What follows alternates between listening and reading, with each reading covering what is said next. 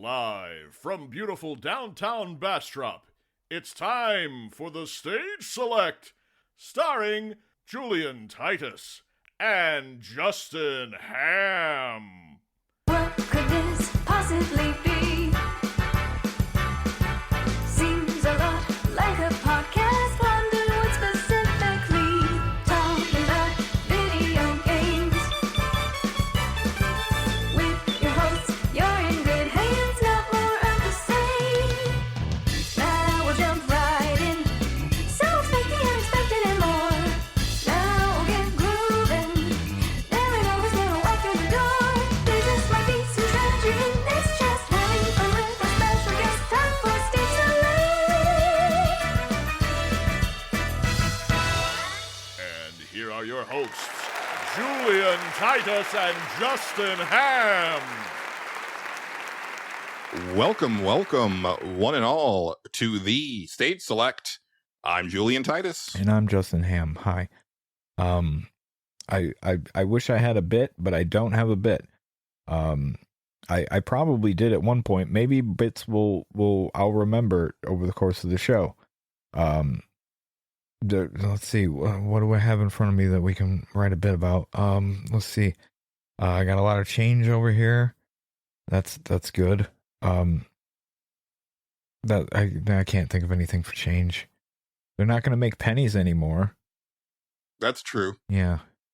That's a good thing. Yeah, that's probably It's a like good thing. long overdue. Honestly, yeah, the one good thing. The one good thing. I'm like, yeah, we should probably stop that. Yeah. But here we are. What else? I mean, we're recording this right before daylight savings time, and once again, Oh yeah. you see all the headlines of like, should we get rid of daylight savings? Like, fucking yes. Yes. Please. We go through it every year. I know, yeah. Get rid of daylight savings time thing. It's never going to happen. No, and I don't know why. There was a whole Yeah. Pete and Pete episode about this. This debate has raged since at least Pete and Pete. Oh, long before that. I know that, but they had an episode about it, Julian. Michelle Trachtenberg was in that show. R.I.P. Oh, rest in peace. Yeah. Yeah. That was something. That was interesting. Yeah, that really threw me for a loop. Yeah, me as well. But apparently she was very sick before that. She had like and okay, that's even worse then, because I just assumed it was like maybe some sort of drug related thing or an accident, but it's like no, now I don't know, what she was doing before that, but like she slightly before that took place, I believe she had like a liver transplant or something like that. It health wise didn't seem like it was going well.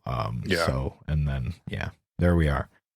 Yeah. You never know, man. It's rough. I had to look her age up and I was like, oh, she's only a year older than I am. Yeah. I never would have thought that like the youngest cast member of Buffy the Vampire Slayer would be the first to go. Yeah. Right. Like that's just wild. Mind boggling. Yeah. I remember her from the Nickelodeon days because she was on Pete and Pete. I had to look up who she was on Pete and Pete. I was like, I know she was on that show. I know that was like her start, but I can't remember anything about it. I was actually going over my head. I was like, what do I actually remember from Pete and Pete? And I was like, the only thing I remember was Michelle Trachtenberg started on it. Danny Tamborelli was on it, and Artie the strongest man in the world. That's it. That's all I remember from that show. I remember Artie. I remember obviously that their brothers both named Pete. Yes. I remember that the younger Pete had the tattoo, which was like a really funny joke. No, that was Artie that had the tattoo. Artie had the tattoo. Well, he might have, but I'm not sure. I don't remember that, but I remember Artie. I thought the joke was that like, this kid has a tattoo. How did he get a tattoo? No, Artie had a tattoo that was named Petunia, and he would make it dance. The tattoo. Why did I think that was Pete? I don't know why you maybe there might have been an episode where he faked having one. I don't know. It's again, we'd have there you go. We'll put it on the docket for something else. We'll all watch Pete and Pete. But I yeah, mean, that sounds like a good time to me. actually, I would be fine with that. It's been a while. Why not? Yeah. But yeah, she was on that. She was on, and then she was on Harriet the Spy, which was like the first Nickelodeon made movie that I personally remember, and then kind of disappeared for a while. And then first I heard of her was Buffy. And then Buffy, Yeah. she is when she came back, and I didn't really watch that show, so I didn't even know she was on it. But yeah. It was a really weird introduction of a character. Yes, I've heard. When this happened, I was talking to a friend of mine at work, and he was basically like, yeah, basically she shows up as the sister of Buffy, who didn't have a sister ever, but all of a sudden she did, and I was like, oh, okay, got it. Yeah. Which makes and that's the mystery of the following season, which is interesting. It's like, you know, everybody remembers her as being there the whole time. Yeah. And it's like, what is going on? Because we, the viewers, know that she hasn't been there. Yeah. And it's a whole thing. Yes. But, yes. Yeah. Never liked that character, though. Yeah. It wasn't their fault. Yeah. She was very much the Scrappy Doo of Buffy, which, you know, kind of makes sense because they call themselves the Scooby Squad. That does make sense. Yeah. Yeah. To be fair, I liked Scrappy Doo. Well, there you go. You might have liked Dawn. I didn't really like Scooby Doo that much. I didn't either. Okay, I'm not alone. I was not the biggest fan. There were very few Hanna-Barbera cartoons that I liked as a kid. Yeah, I liked honestly. Jabberjaw. I liked oh man, I'm forgetting the name now. The one with the buggy, the sentient buggy. Oh, Wacky Racers. No. But I did like Wacky Racers. Okay. He had his own Buggy. cartoon. Sentient Buggy. Was it Dune Buggy? It might have been Dune Buggy. It might have been. I don't know. I'll try to Google what you've just told me. Yeah. And I liked the one with the motorcycles that were alive. Oh, I don't remember that. That was one all right. at Or was all. that no? Sorry, that was the same cartoon. They were the bad guys, the motorcycles. And they also had, you know, because like every Hanna-Barbera cartoon had their own group of like, you know, off-brand Scooby characters. Yes. Apparently, the cartoon that you are remembering is Speed Buggy. Speed Buggy. Thank you. There you go. No problem. Yeah. And he talked like this. Oh, I've seen this. Now that I see it, yeah. There's also Wheelie and the Chopper Bunch, which maybe. Oh, so those were two cartoons. They were two different cartoons. So there you go. Yeah, I like those. They might have interacted with each other on occasion because what else are they going to do? Yeah. Kind of liked the Hair Bear Bunch, but I don't really remember why. I think it's because they had an invisible car or something. My favorite here's a fun thing that I had. My favorite Hanna-Barbera cartoon was really none of them, but I owned a VHS where they took Hanna-Barbera cartoons and cut them together to music. So it would be like Hall & Oates with Hanna-Barbera cartoon cut in. Okay. So it was like, you make my dreams come true with just fucking the Flintstones acting shit out. It's like the first AMVs. It was wild, man. And it was like that. Lionel Richie was in there. Stevie Wonder was on it. Aretha Franklin was on it. I watched the shit out of that tape. It was great. I wish I could actually watch it right now. That would be a lot of fun. But yeah, I was never I didn't like Scooby-Doo that much. No, I didn't either. And I figured out pretty early, like as a kid, that it was like kind of the same story every week. Pretty much. I mean, yeah. A guy. I did like the ones with the guests, like, you know, when they had like Batman and Robin on, that was fun. Those were okay. When they had the Globetrotters on, that was fun. There are recent ones where they've done like bigger guests in like movie form, which is fascinating. Yeah. Like they did a WWE crossover, which was hilarious. It wasn't actually like funny because it's Scooby-Doo. But you know, it was funny that it happened, and John Cena was there, I think. Pretty sure John Cena was in it. No, he was, and I think the Undertaker was in it. Undertaker was definitely there. Yeah, absolutely. It was weird though, because in that cartoon, John Cena was a good guy, and that's like so strange. Like it's out of character. It is really weird. For John Cena. It's really weird. It's crazy. We should probably actually. I know we're going to talk about wrestling later. I'm putting a pin in this right now. It won't. We'll save it for later. I mean, look, here's the thing. I haven't watched wrestling in a long time, but we'll talk about a different thing related to it. Yeah. I mean, but yeah, that's gonna fine. happen. Couple announcements before we get into the meat of the show. Sure.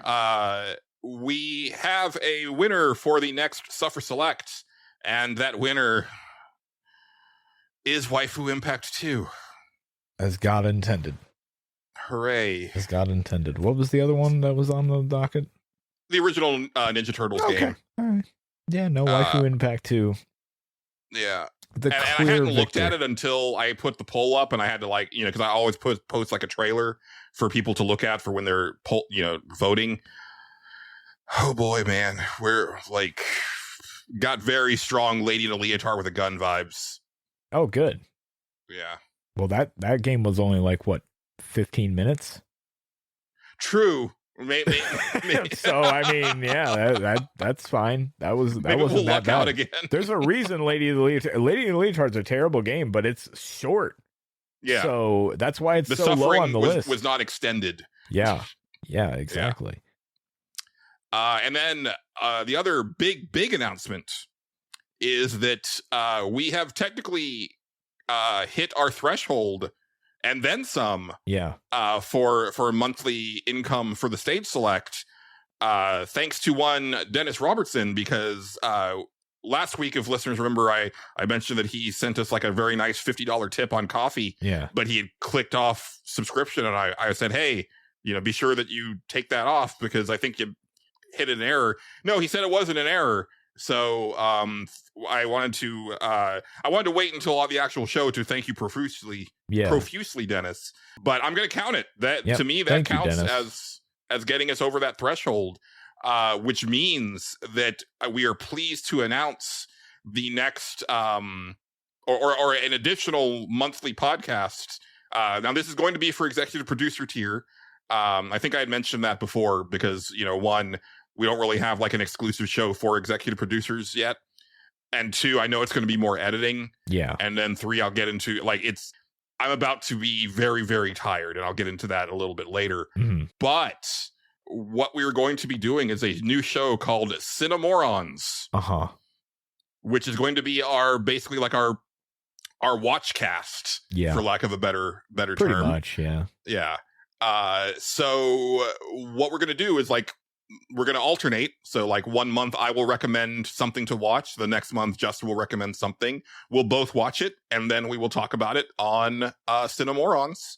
Now that can be movies. It can be episodes of a TV show. Yeah. I would even be open to if there's this really cool YouTube essay or something like that we want to talk about. Okay. For me, it's really kind of excuse to get Justin to watch a lot of shit that I've been wanting him to watch for years. Yeah, that's fair. Yeah, because now he's beholden to you, the patrons. Yeah, pretty much. Yes. Yeah, every now and then I guess I'll have a thing that I haven't seen or haven't watched in a while that I'll just throw out there. And we'll go from there. I've already got a list. Yeah, I don't. I'm sure. You'll get one pretty quickly. But I thought that I would go ahead and take first pick. Okay, good. I was kind of hoping, most of the ones that I have, I'm fairly certain you've never seen. Okay. It's kind of hard to pinpoint you because there was a time when you did watch stuff and then you kind of just got away from it. Yeah, it just stopped. So older stuff is fairly I'm not really sure. And this is definitely an older movie. Okay. But I still even if you've seen it, I still want it to be the first one. Sure. Which is UHF, my favorite movie. Yeah, I've actually never seen it. So yeah. Yeah. Yay. Excellent. Yeah. I'm happy to get to share this with you. Yeah. Also, it is a very big influence on just my overall sense of humor, but especially the shit that I make for the Stage Select. Sure. It's a huge influence on that. Yeah. So I'm really looking forward to watching that, or not watching with you, but getting you to watch it. Now, for you, Justin, just keep in mind because don't forget because I forget this too, but there are a lot of movies that are very easily rentable on like through like Xbox and PlayStation. Oh yeah, and YouTube even actually. You can rent them through there. Yeah, so, no, I'm aware. Yeah, so okay, we should be good. Yeah, I don't want you to feel like you have to keep like buy all these movies Oh when you no, don't buy a lot of movies. I'm not gonna do that. No, I have my ways to watch things. If anything, I'll text my sister and be like, "How do I watch this?" And she'll be like, "Here you go. Here's a link." And I'm like, "All right, cool." Okay, yeah. But yeah, very excited for that. And again, thank you very much, Dennis. I think I have a really good way of thanking you personally that we'll do something for you. It sounds weirdly intimate, but okay. It is. Oh, okay. Cool. Yeah. Great. Good. Do I have to leave the room for it? I mean, that's fine. No, you're going to be there. You're going to be there for it. Okay. So yeah, very, very excited to get to launch that new show next month. It's going to be a thing.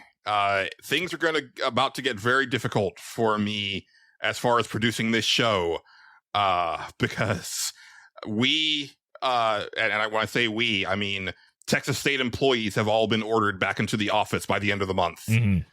That sounds like something Texas would do. Yeah. Yeah. I mean, it's a trend everywhere. I think it's a stupid trend. Like, look, there's a lot of jobs that I understand why you have to be on site, right? Yeah. Your job is a thing that can't be done remotely. There's even certain office jobs that it makes more sense to be in an office at least part of the time, right? Like game development took a pretty big hit like at the beginning of the pandemic, like as far as like efficiency and stuff like that. I'd like to think that like a lot of places figured it out over time. I think so, but hard to say. I can understand why like you might need like for like especially like brainstorming, right? Like you might want to be like all hands on, like in the room together and kind of like be working off of each other, and then once you have like the plan of what you want to do, then go back home and work on it and whatnot. But I think for your typical like 9 to 5 like pencil pushing job, like we have proven as a society that it works. But Julian, we bought all this real estate. Okay. See, that's the funny thing is that they had actually scaled back a lot of that real estate for my department. But what if we bought more real estate? They're going to have to because apparently they had saved like over $15 million a year on office space, like office expenses. Won't someone think of the real estate people, the people that own the real estate? Won't someone think of them? No, fuck them. .mp3. Fuck them. There we go. Alex Trebek said it. The first one of the season. Hey. Yeah, and so for me, like the big thing is that I live an hour away from the office. So that's with good traffic. That's not rush hour. When I had to take the Uber back from the office my first week, it was like a good like almost hour and a half. I believe it. And I'm gonna try to find like other ways that don't involve like the main like highways, but just too many goddamn people like on the roads at that time. I believe so it. I don't, and that's the thing for me is it's just like that is going to fucking drain me. Yeah, it might.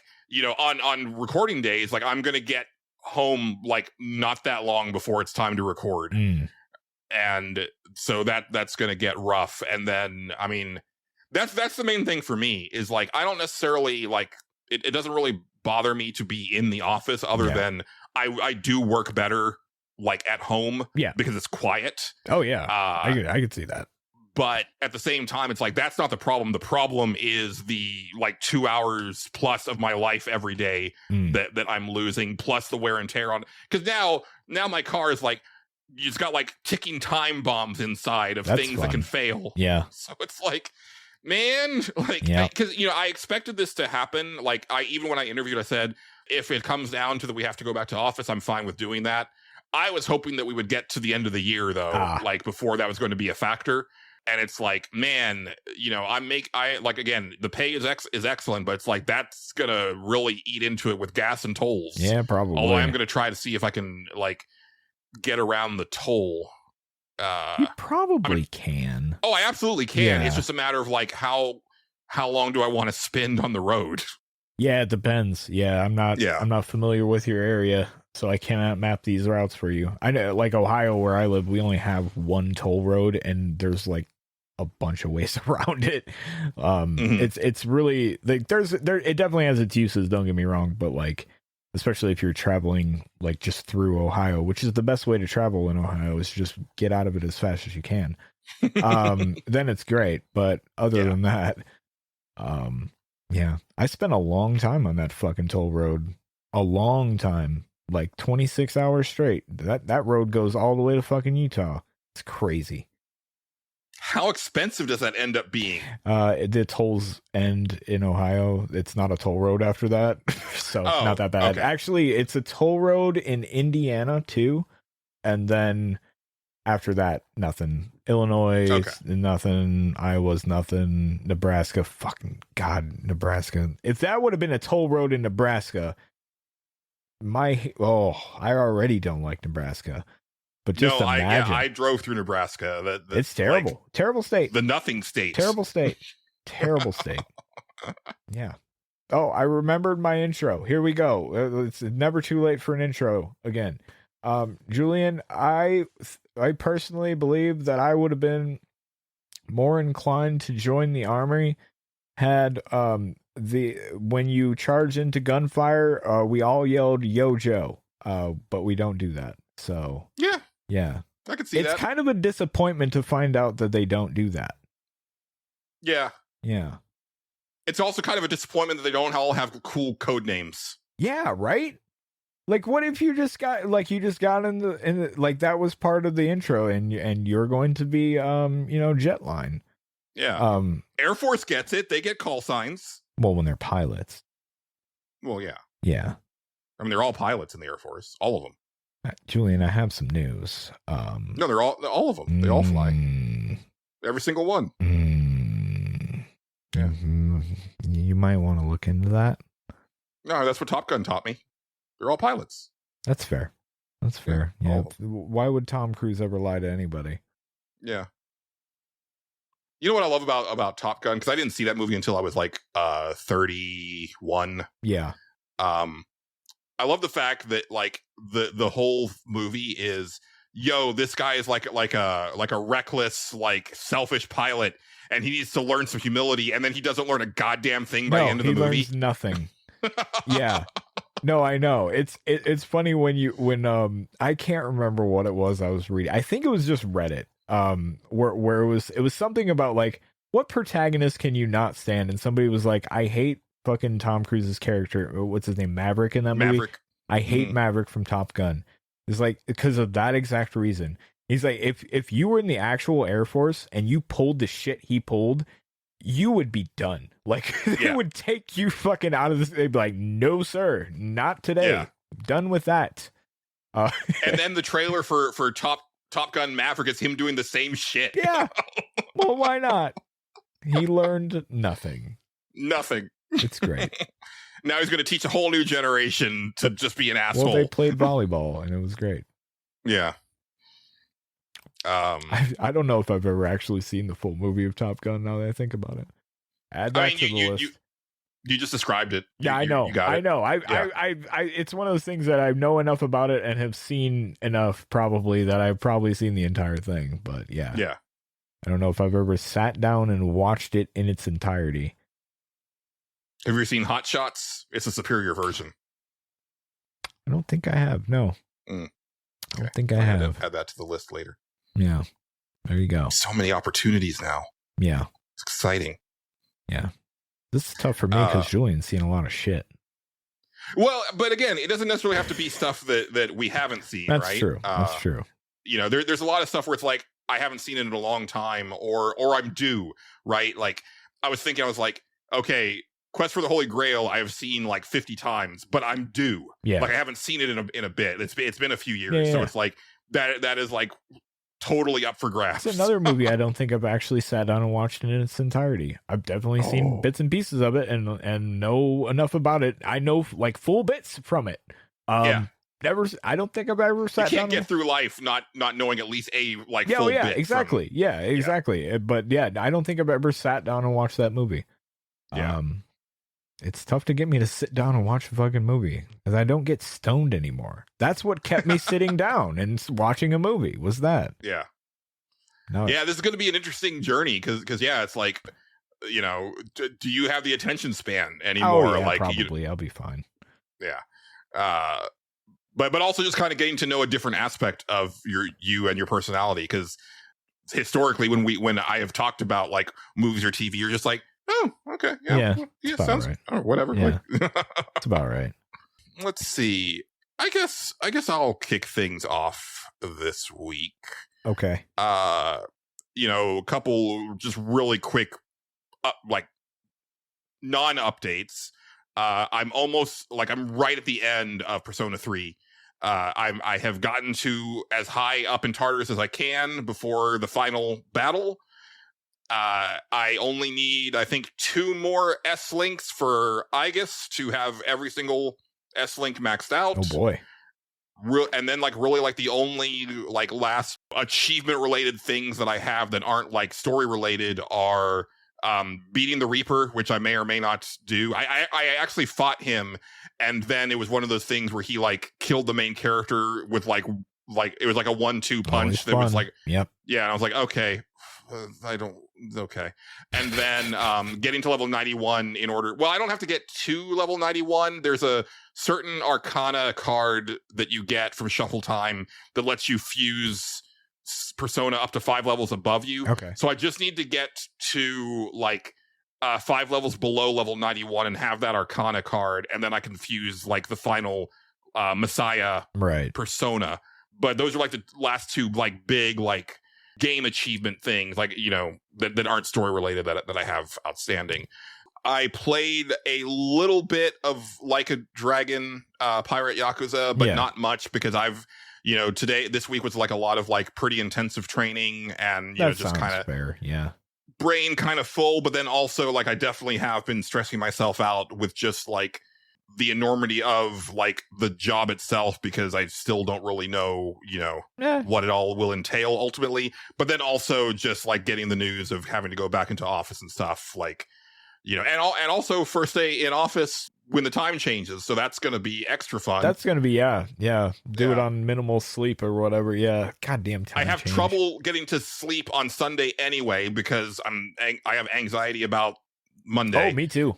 Every time change, and then also getting up, like, I don't know how early I'm going to have to get up, so I'm going to probably get up too early for this, you know, first drive in to the office, because I don't know what to expect. Yeah, my weird secret for sleeping on Sunday is to just accept that you're not going to do it. That's kind of where I'm at. Yeah, just be like, look. I look at the clock and I'm like, well, it's midnight, and I'm probably going to be up for at least another hour, and we'll see where it goes. Am I going to be dead in the morning? Yeah, but that's just Monday. That's how it goes. There's no way around this. This is how it works. Every once in a while, I'll catch a lucky break, and I end up falling asleep at like 10 or 11. Yep, but every now rare. And then. Every now and then. Usually it's like I do something weird, like wake up super early on Sunday or something like that. And I try to wake myself up early on Sundays. Doesn't always work out very well, but here we are.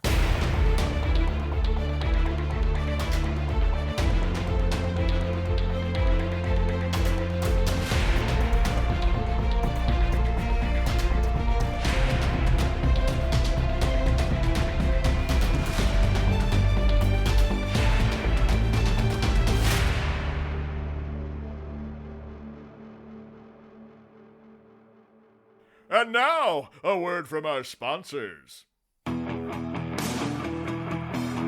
Hi, I'm Stone Whitman, and I'm here to tell you about Rugged Man deodorant. If you're a rugged man like me, you need a deodorant that can handle everything you throw at it. Like throwing the old pigskin around, mudding with the guys, spreading out on a couch, or getting a luxurious mani-pedi. Rugged Man deodorant is all natural, paraben-free, and lasts all day. Rugged Man deodorant. Finally, a deodorant for the manliest of men. So that's those 2 things. I did try out 2 new games this week. Okay. I picked up Lost Tapes Bloomin' Rage, All right. which is the new Don't Nod game. And this is them kind of, I mean, I don't want to say returning to their roots, because I think their roots are actually like Remember Me, which is an action game. Yeah. But A game I but own. they definitely got popular with Life is Strange, and this is very much in that vein. Right. And it's got a lot of interesting stuff going on, because it feels a lot like the Image comic Paper Girls, if listeners are familiar with that. I think Paper Girls also got a TV show that didn't go very far. Sounds familiar. I know Yeah. I've heard the name Paper Girls, and I know I've heard people talk about it, but I don't know if it got a show or not. I know there was optioned for a show. I don't know if it ever actually got off the ground or not, but Yeah. if it did, it didn't last. Like, I Right. think it may have gotten a season, if that. Yeah. But it was like a sci-fi comic. I really enjoyed it, but it was one of those things where it was getting like weirder and weirder as like the series went on, and nothing was getting answered. Kind of Oh, in good. the way that Lost goes. Yeah. And I ultimately liked all of Lost. I even liked the ending of Lost, Yeah. but I think because when I was watching it, I knew that it had an ending, where Paper Girls didn't have an ending. Like, you just didn't know where it was going to go, and I was like, yeah, I think I'm out. Yeah. Like, I think I'm good here. That's a weird thing about me, I guess. I see. I like to read things when I know that they're finished. It's why I've held off on Berserk for so long. No, I get that, because yeah. I was like, well, I'll wait till he finishes it, and then I'll just get it all and read it, Mhm. from start to finish. And then he he passed, and I was like, okay, well, I might as well get it now. Yeah. My plan with Berserk is to get the 14 Miura volumes and then see how I feel. So, yeah, after last week, when John was on the show, I did buy all of them. Cool. Yeah, so I do I'm have up them to all 10. now. Nice. Okay. 9 and 10 just got delivered, and so I've kind of just been buying them, and like as I've seen them on sale, because like 9 and 10 were like under $30 each. I took his advice to heart, John's advice to heart, and I was like, he's right. I should just fucking buy it. Just do it. Yeah. Like, just pull the trigger on it, and I got them all, and I was like, it does feel good to have this and know that I won't have to fucking hunt this shit down for X amount of dollars later. Yeah. I wish I could trade my Sandman omnibus for something, but we're fucking stuck with that forever now. Damn it. Yeah. I gotta say, man, like I'm starting to get it. Like, it's really good. Okay. That character really grows, and also just like that world grows, and it's funny knowing how much of an influence that it has on Dark Souls and all of From's RPGs, because of how rich Berserk is with character. Right. And that's like the thing that those games don't have. Yeah. It's like they mostly took like the world building, the aesthetic and the world building aspect, but like there's no like characterization or anything for the most part. It's just like, no, we built this crazy ass world where like it's all bleak and dark all the time. That's what we did. And then people are into that, but also not like there's actually like a lot of humor in Berserk, which not a lot. I'm not saying Berserk. I'm saying Dark Souls that's what they did. Is what took that. Not Berserk. No. Yeah. I definitely like. There was a guy who showed up. I was reading it today, and like he's a big beefy knight with this ginormous shield that spews fire, and I was like, oh yeah, that's straight out of Elden Ring, and then I was like, wait, no, Elden Ring is straight out of Berserk. Yes, absolutely. 100%. And honestly, I was like, as I was reading, I was like, From should just go ahead and license Berserk and make a Berserk game. That'd be kind of Somebody sick. should, man. Like, There's been Berserk I know. games. There but was the Dreamcast one. yeah, there's a PS2 one that was Japanese only. Right. Yeah. There's a more recent one that I think did come out here. I think for is. PS4.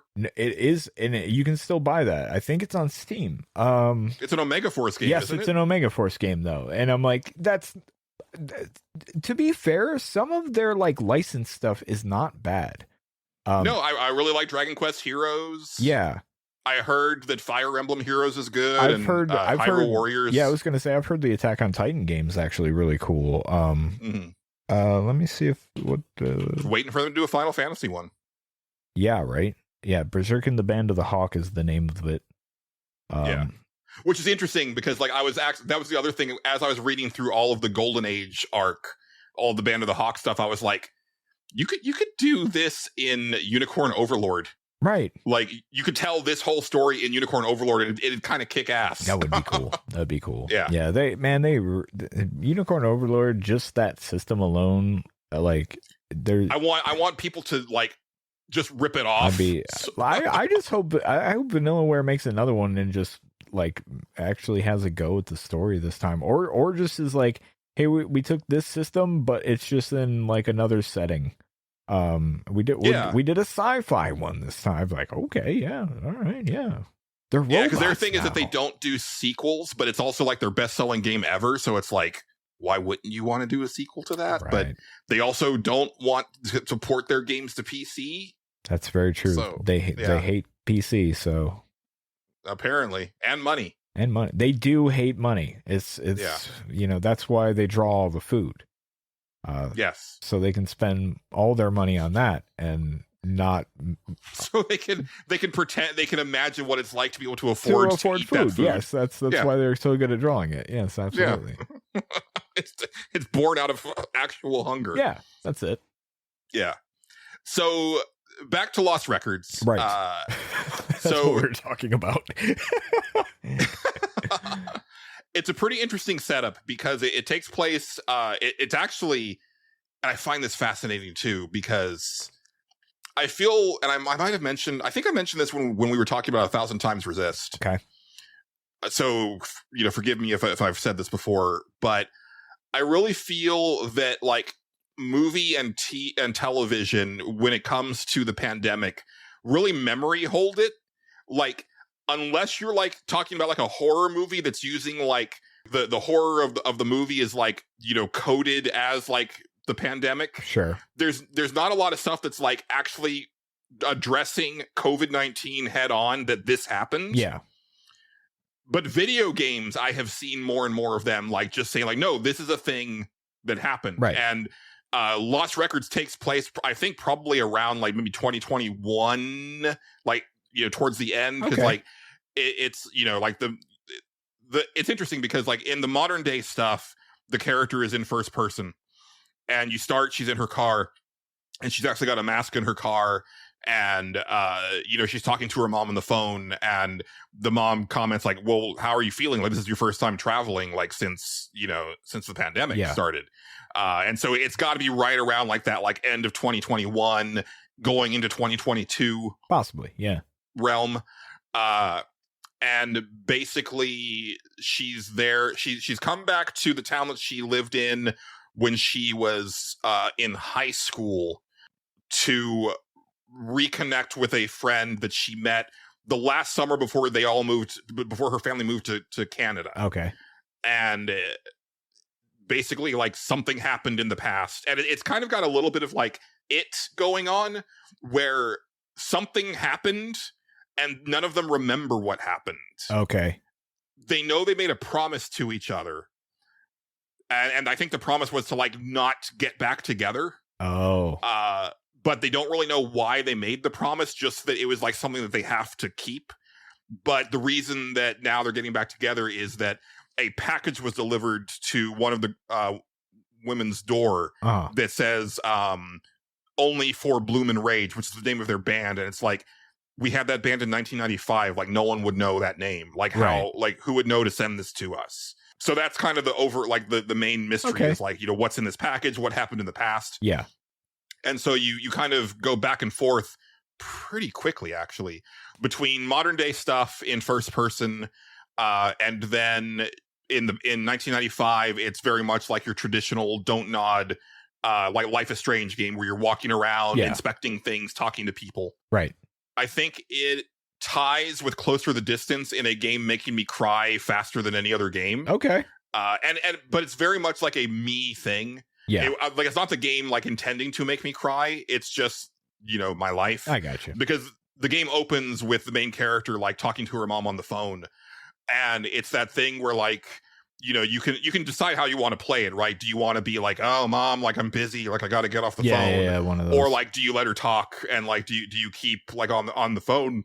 Yeah, and I'm like, I want to talk to my mom, right? Like I'm gonna stay on this phone as long as humanly possible. Sure. And you can also decide like if you want to say I love you, mom, or if you want to say like I gotta go, mom, that type of thing.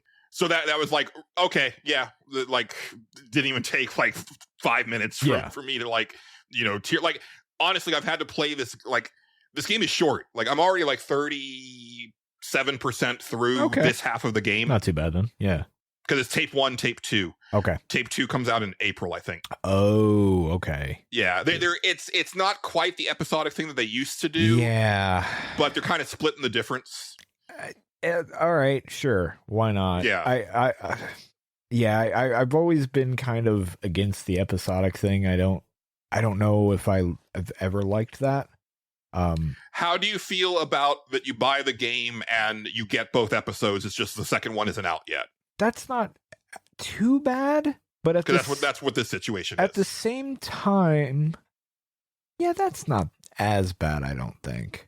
That's okay. I mean, I guess could in the Telltale days you could buy all the episodes, right? Like before you could buy them up front, for like one lump sum. And then also there was also the option of just like waiting until they were all out at the end of the year, right? Like that's what I did with the original Life is Strange. Is I own like the physical copy of that game, and it's just the entire game on a PS4 disc. Right? Yeah. That's usually how I played any of the Telltale games. Was like, after they were all out and done, then I would play it, because we live like Netflix, unfortunately, has made, television watching for me be like, no, I'm going to sit down and I'm going to watch all of it right now, until the end. And so I feel like that does translate into those kind of games. I know what they're going for with the episodic stuff, but at the same time I'm like, but I could just play it. And this is a little bit weird, just because like I kind of understand why they did it with like Life is Strange 1 and 2, because it was like it was kind of like how they were funding the development of the game over over time. Well, that, and you could if people hated an episode, which was always kind of the interesting idea behind the episodic thing. If people really didn't like something, or everybody picked the same choice or something like that, you could kind of play into it a little bit, Yeah, they could kind of adjust like a few things here and there, course correct, to kind of help it, But and that is a fascinating part of that type of development. Yeah. But yeah, I don't know. I don't know how I feel about that. Yeah, like I get you get both episodes, but like for me especially, like I if I finished that. And then it was like, okay, well now the second one comes out. What'd you say, May? In a couple months? April. Yeah. Oh, all right. That's not that bad. It's not that bad. That's not that bad. I thought it was a little further out. Okay, Yeah. That's not too bad. That's fine. Okay. Yeah. Honestly, I was planning on waiting until the second episode was out, but it came to a thing where I was like, I don't really have the mental bandwidth to play Yakuza right now, and I kind of need something new to talk about on the show. And I was like, well, I've been wanting to play. I want this. I know I'm gonna get it. So I was like, I'll just go ahead and get it now and start it. I have had to play it in small sessions because it's been surprisingly emotionally harrowing for me. And again, it's a lot of like personal stuff that it's like kind of bringing like up that I haven't thought about in a long time. We all have those games, I think. Yeah. And I wasn't quite expecting this one to be that. I mean, which is kind of funny because like, most of the Life is Strange games have done something like that to me. But it's been more the Deck 9 made ones than the Don't Nod made ones. Right. You begin the game, you're in your car, you're talking to your mom, and then you go into this little bar and you're waiting for your friend. And, it's very much a Don't Nod thing where you're, like I've told you with Life is Strange games, it's very much what you're going to get out of these games is how much you want to put into it. Right.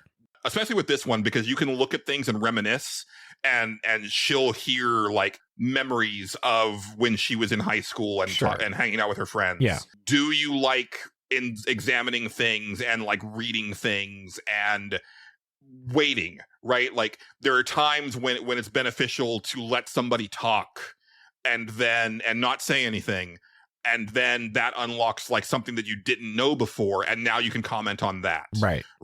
And this is kind of interesting. With Lost Tapes is a double-edged sword. The way the dialogue flows is pretty cool because it's not that type of weird stilted thing where somebody finishes talking and then they sit there and wait for you to pick your thing. Okay, yeah. They will keep talking if you don't like jump in right away, and until you start to run out of time. Like at a certain point, like a timer will go on like your selections. Yeah. And so it keeps the dialogue moving at a natural pace. That's good. I like that. Yeah. Yeah, it's very cool. The downside to it is that there's a lot of times where stuff, and I don't know if this is a glitch or if it's just the way the game is. Yeah. There's times when audio kind of like plays on top of each other. Oh, okay. You'll have like your character's inner monologue going off, and then you'll have the character talking to you, but also your character kind of talking at them at the same time. And sometimes it can be too much. I think I see what they're going annoying for with that, but I don't think that's how they wanted to implement it. Probably. Yeah, it does. There's times when it just doesn't feel quite right, and sometimes it's like highly distracting. That almost, like, if you're going to do an inner monologue type thing, that could kind of probably just use a small cutaway or something. But they also probably are afraid they don't want to interrupt the dialogue that's happening. That's a tough line to walk, really. Yeah, and I think it is because they are trying to do this more natural cadence to the dialogue itself. But it's like, you guys didn't have this problem with Life is Strange, so I don't know why, you did it this way. So then it flashes, back to 1995, and you're playing as Swan, and she's a year older than me. She's 16 in the game, but it's 1995. So it puts her like class of 97. I'm class of 98. Okay, there you go. And she's like, it's interesting because all four of the girls are what I would call not conventionally pretty. Mm-hmm. Not to say that they're ugly, but they are not the girls that like people that would be turning heads in a high school. Sure. And I find that very cool and very fascinating. They all have hella acne, and it's like the best looking acne that I've ever seen in a video game. There you go. Like it's really impressive. And like Swan she's short, she's overweight. She dresses like very frumpily. Okay. She loves, so her thing, like Max in Life is Strange was about, taking photographs. She was she liked to take pictures. Yeah. Swan uses a camcorder and she just films everything. Okay. Got you. And it was like immediately like affecting to me because like just the character design, I was like, I know what it's like to be you. Yeah. Like, even though like, like I'm male and you're female, like I know what it's like to be you. Yeah. Like, as soon as I saw her, I was like, yeah. And I dressed just like you. Right. She looks like her parents dress her. And it's like, yeah, because my mom dressed me. Like, right. I didn't really like have much input in what I wore. Yeah. Even through high school. Right. Partially because I didn't care. It was just like my mom would like, pick up some like slacks for me and, a t-shirt or whatever. And occasionally I'd be like, oh, I like that shirt. And, we would get that. But it was pretty rare because the options weren't what they were today. Like there wasn't like very much like, there wasn't any nerdy stuff. Oh, okay. When I was in high school, there really wasn't. I was gonna go into my whole rant about men's clothing. Men's fashion is the most boring fucking thing in the world. Oh, it really is. It sucks. I'm so jealous of women. They have so many things they can wear, Julian. There's so many different. There's like, how many types of shirts do they get? It's a lot. We get like what, 3, 4, maybe. My problem with women's shirts though is that so many of them have the fake buttons. That's true, and I like buttons on women's shirts. I like to unbutton women's shirts when I'm with them, and it's like, oh, these are fake buttons. It's like, God damn it, why even bother?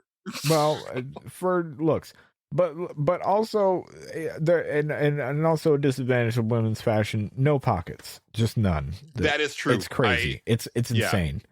I always wear slacks, so like I can put like a goddamn switch in my pocket practically. Yeah, I've done it before. It's wild. It would blow their minds if they knew this pocket situation. Yeah. But yeah, no pockets, which is a downside. But they have so many other options that we don't have, and it's crazy. You know? Oh, it's crazy. I'm jealous of women's fashion. It's it's nuts. So the first time that you control Swan, she's in her bedroom, and she's looking for the VH copy of Dark Crystal that she needs to return to the video store that afternoon. So that's like the first thing you're trying to do, but you're also just like filming stuff. The big thing about this game, like the collectibles, are you filming various categories of subjects, and then she'll automatically like edit them together. And when you complete a set, you can watch that memoir, and she'll like actually dub over it with like she's almost like a wannabe documentarian. That makes sense. Okay. And it's really cool because like they nailed the look of recording something in VHS, obviously the tracking, but like also the like kind of that muted color palette. Yes. And just the way, and it's also funny because like because it's recording what you were recording. It remembers how you shot something. Right. And so, you know, because you're just controlling the camera as you would normally do it, like it also comes out looking extra amateurish because it's not as smooth as if you were like holding a camcorder and moving it around. Right. So it really adds like a certain level of shittiness to the stuff that you're filming. You're giving a lot of credit to people with camcorders. Like a lot of people were not professional camera handlers and would just move that shit fucking like just as fast as they could. And yeah, I couldn't, like, I never had a camcorder, which leads me to like the very next moment where I started to get very choked up, which was that we didn't have home video. Like there's no home video. We never had a camcorder or anything like that. Yeah. So no videos exist of like growing up or my family or anything like that. And one of the first things you're doing as Swan is like filming her room. And it was like that thing of like, I would be over the moon if I had like a little VHS tape of like the room that I grew up in. Yeah. Or that I was like my high school room. Yeah. Right. I've got a few photographs of it somewhere. Yeah. But not as many as I wish that I had. And it's like, I have this thing, and I don't know if you share this or this might just be a me thing, or maybe listeners could chime in, but I get this thing sometimes where I start to think about like the past, and usually it's something that triggers it. It's like this game heavily triggered these thoughts. And it's almost like I can almost feel that I could reach back like across time and like, you know, to myself in a way. And it makes me almost feel like I'm suffocating because there's like a desperation to be able to reach back and not even like, it's not that I want to like relive anything and or like do it over. Like I'm not like Uncle Rico from you know, Napoleon Dynamite. It's more of just that I would love to just be able to like look at it again, right, and just like see it again. Like sometimes I'll just like look up on YouTube like footage of like old malls, because I fucking wish that I could find footage of the mall that I worked at, like from the time that I worked there. I've got photos again, but it's like nothing on video. And and this game was like, and that's why I've had to play it in such like small doses, because it's so, you know, this is when I was in high school, right? Like it's laser focused on like it's I would find that fascinating if there was something from, you know, when I was in school too. At some days some game will come out that was exactly in the year 2004 or 3 or whatever the fuck, and it'll probably I'll probably have some similar stuff. I think, I mean, it might not quite be, you know, to this level, but I think that other, like that game that's kind of basically ripping off Unpacking, but it's in 3D. I think it is set in that time frame. Unpacking. but it's in 3D. We saw it at I want to say the Game Awards. Oh yeah, it was at the Game Awards. I kind of remember that now. Yeah, and we were like, oh, it's unpacking, but it's in 3D. Yeah, I do kind of remember that. Yeah, yeah, yeah. That might. I don't know. Depends. Yeah, it might not. Because here, very much. I mean, they've nailed like a lot of stuff. There's a few things that are that are like kind of hit or miss. Like at one point in her inner monologue, she says that she was Goblin Core before it was cool or something like that. And I'm like, nobody said X with core back then. Like that was not a thing that was happening back then. She was saying it before it was cool to be. She was referring to like she was just that, but like there was no term. But she says that in 1995. Oh, like it's okay, yeah, that's my thing. Okay, gotcha. Yeah. And then like there's a part where they've got like a game system, but it's like, I guess this makes more sense. I mean, it looks more like a Genesis / Nintendo 64 type thing, which I guess, to me it's like a PlayStation type thing would make more sense for the setting. Is it?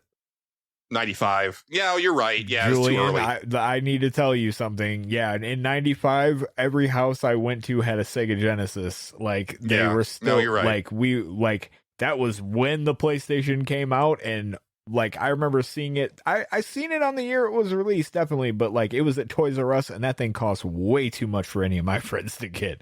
No, yeah, that's fair. Yeah, I was working, so like right. And you were working at places that sold them, so yeah, you. Well, not then. Yet. When I got true. Yeah, when I got my PlayStation, I was working at Albertsons. Yes, but, yes. Okay, I retract. Yeah, that. yeah. Trust me, man. Like that's accurate. Like we had the fucking Sega Genesis or Super Nintendo. If your friend was a Nintendo kid, which man, everybody I knew had a fucking Genesis. I swear. That's so weird. That's like completely backwards from my experience. Yeah. Nobody I knew, like the only people I knew that had a Genesis were my cousins, Danny and Tommy. Yeah, no. Everybody else was Super Nintendo. Everybody I knew everybody else had a Genesis. I was the kid with the Super Nintendo.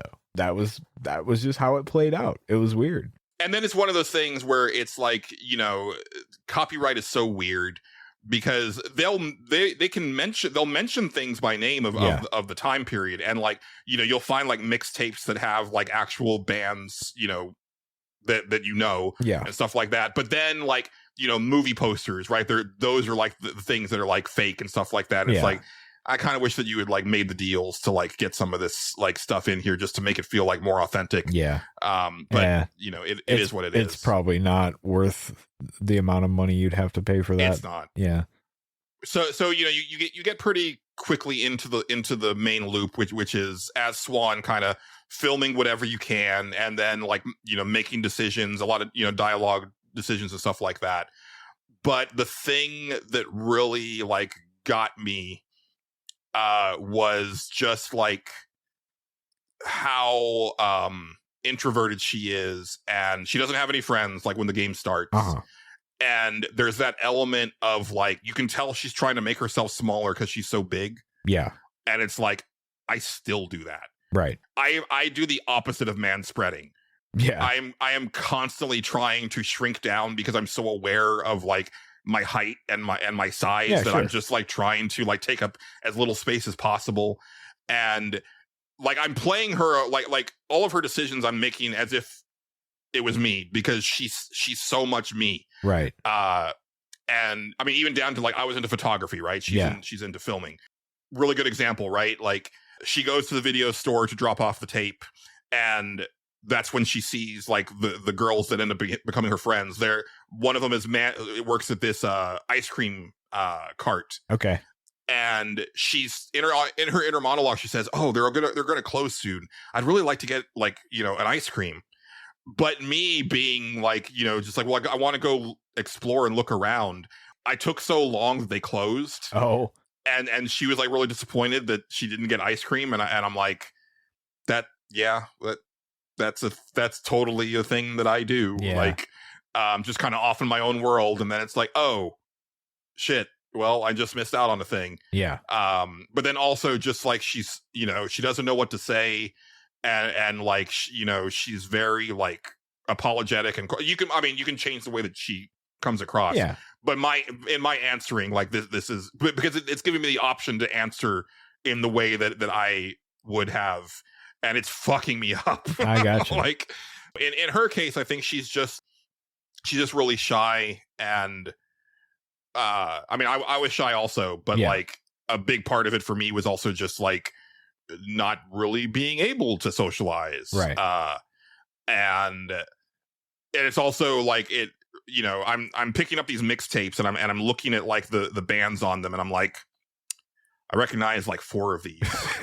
And it's like this, but this is like my era, right? This is supposed to be like my music, quote unquote. Sure. But it wasn't my music because I wasn't allowed to listen to it. That's fair. Yeah. So like, it just kind of has been hammering home. It's like, man, like I missed out on so much because I just did not even like consider trying to be my own person at a time when you're supposed to be learning how to be your own person. That is true. Yeah.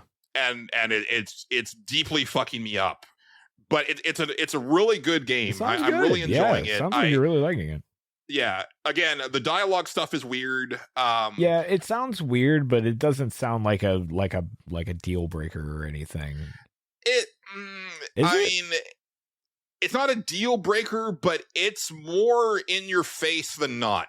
With this, like where like stuff just kind of overlaps and sometimes it just feels like stuff is like almost playing out of order. Oh, okay, all right, I got you. Yeah, and again, I can't tell if it's a glitch or if it's by design.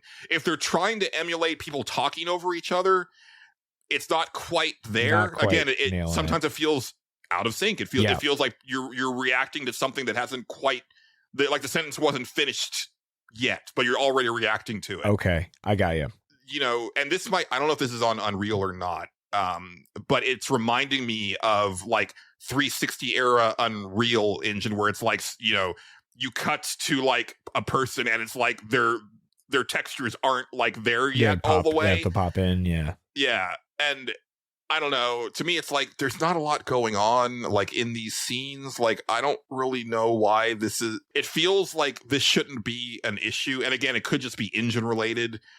Could be. It's tough to say. Yeah, but it's highly distracting. Hard to tell what the budget was for that exact game. It looks really nice. They were working on this during the Life is Strange 2. I would assume. Or is that a different? I don't know when they would have been working on this because, you know, before this, you know, they had Banishers, and then before that they had Jusant. They've been fairly busy. Right. Don't nod. I'm getting. Who's making Life is Strange now? Deck 9. Okay. Yeah. All right. That's why I got confused. Okay. Yeah. Banishers came out last year. So. Yes. Okay. Yeah. And also Jusant came out last year. Yeah. Right. Yeah. And then I forget what came out before then, but then, you know, it wasn't that long ago that Tell Me Why came out. Well, I guess it's actually been quite a while now that I think about it. Yeah, it's been a little bit of time. Yeah. I want to say that I want to say that was like 2020 or 2021. Yeah, I think 2021, I want to say. That one was okay. I liked that one. Yeah, I still haven't gotten around to that one. Yeah, it's pretty good. Yeah. What was that one? Yeah, that's yeah, I don't know. Are they a publisher and not the developer of it? They're the developer, and I want it because this seems like maybe like they're the publisher. Hold on, let me look it up. No. They definitely developed this game. I'm sure. I want to say that this might be a Focus publisher, like John was talking last episode, because Focus also published Banishers, if I remember correctly. Ghost of New Eden. I'm just looking that up. Developer don't know. Oh no, they self-published. Oh, okay. Yeah, and they developed Vanishers, but they didn't publish it. That was Focus. Yeah. Yeah, here's this game. Lost Records. Bloomin' Rage. Yeah. I keep calling it Lost Tapes. I don't know why. Because Records. It's Tape 1 and Tape 2. It's Lost Records. Yeah. I keep referring, like in my head, I keep calling it Bloomin' Rage. Yeah, so that's why. I mean, honestly, that's either one, really. Yeah. Yeah. So yeah, Lost Records, Bloomin' Rage. Blooming I Rage. apologize. There you go. But the other major thing, and it's not a deal breaker, but it is extremely distracting, and it's one of those things where it's like you had one job. Is the lip syncing is bad, like straight up bad. Yeah. And it's like you guys never had this before. Like I literally just played Banishers, it was fine. Yeah. And this is kind of your bread and butter type of game. Feel like you know how to do this, but so I'm looking at, like their catalog. I was just kind of looking through it. I'm like, man, they've put out a game like almost yearly. Yeah. Which is kind of a wild pace. Like I wonder how big that they actually are and like what teams are working on what. It's hard to say because most of their games are fairly small. Jusant's fairly small. As far as like scope goes, like I mean, it's gorgeous, absolutely, but it's a fairly small production. But then Banishers, it's a full ass like action RPG, right? You see what I mean? Yeah. Like I'm wondering how that's all split up because or if it is, it's fascinating. We'd have to somebody call Don't Nod and tell them to come on here and yell at us about how their stuff works. Yeah, and Vampire, which I haven't gotten around to playing, but I know like. As janky as it is, it's a fairly like deep, like mechanically deep. Yes, action actually, RPG. it is. Yes, it's a fascinating game, Vampire. I never played it, but it's fascinating. The more you learn about it, it's like, oh wow, that's pretty cool. Actually, what they try to pull off on that. Yeah, but yeah. So Bloomin' Lost Records, Bloomin' Rage. It sounds okay. Sounds like you're liking it. I'm really enjoying it. Again, I'm just having to. I mean, partially is I haven't really had like, I haven't played much. Like I've played like less than an hour per day this week. Where normally like I'm sitting and playing like 2 to 3 hours easy of whatever I'm working on. Just haven't had the bandwidth. But part of it also is the game is just like fucking me up on the regular emotionally. And again, that's more of a very personal thing. I don't think that it's going to affect most people the way that it's affecting me. Sure. It's just like see so much of myself in Swan. Hey, and it's every once me in back. a while you get that one game that just feels laser targeted toward you, and like I know I've been there, like where I'm just like, damn, like I don't feel like this is anybody's gonna give a shit about this game, but I love it because it feels targeted at me. It's crazy. So yeah, I mean it's like I remember when Night in the Woods came out, and I was like, yeah. Oh, I'm May. Right. Just straight up, like all of this anger and this general shittiness and like this kind of over it attitude. This is like hitting me for max damage. Right. Yeah. So yeah, that's been this so far, but I do recommend it. If you like these type of like again. The more that you sit with it, like the more you're going to get from it. For sure. Yeah. Just like the Life is Strange games, like there's parts where it's like sometimes you just can kind of sit and just let the game play. Yeah. And you're just like your character is just taking it all in, and you decide when you want your character to stop taking it all in and proceed. And I am really curious to see like where everything's going. The one thing is like I was filming. I started to film something, and like the camera, like I was getting all this like weird distortion, and I was like, oh, okay, here's where they're like, because most of their games have some sort of weird supernatural element. It's like, okay, like I'm curious to see what's going on here. Yeah, but yeah, I will say that like so far the soundtrack's not kind of sticking out to me. Okay. Which I find interesting because usually I'm like really into like their soundtracks for the Life is Strange games that they worked on. So I'd like. Is it a licensed soundtrack? I can't tell. Okay. Because again, that's what I was wondering. Now I'm almost really curious. Let me look this up. Let me look. I will say that like I finally got to see them perform for the first time, and I was like. Because I got excited. I was like, oh, is this going to be like Goodbye Volcano High, where it's like this really awesome music that we're talking about at the end of the year? It's like, oh, no, they suck. Which is more realistic, right? Like, oh, for sure, yeah. Like, they're terrible. Soundtrack list. Let's see here. I don't know. It's all. It looks original to me. Okay. But I could be wrong. Yeah, there's no like. Usually, if there's a like a licensed soundtrack, they list the band and everything. But no, this is all unless there is licensed tracks and they're just not on the soundtrack. So Could be. yeah, that's possible, but I kind of doubt it.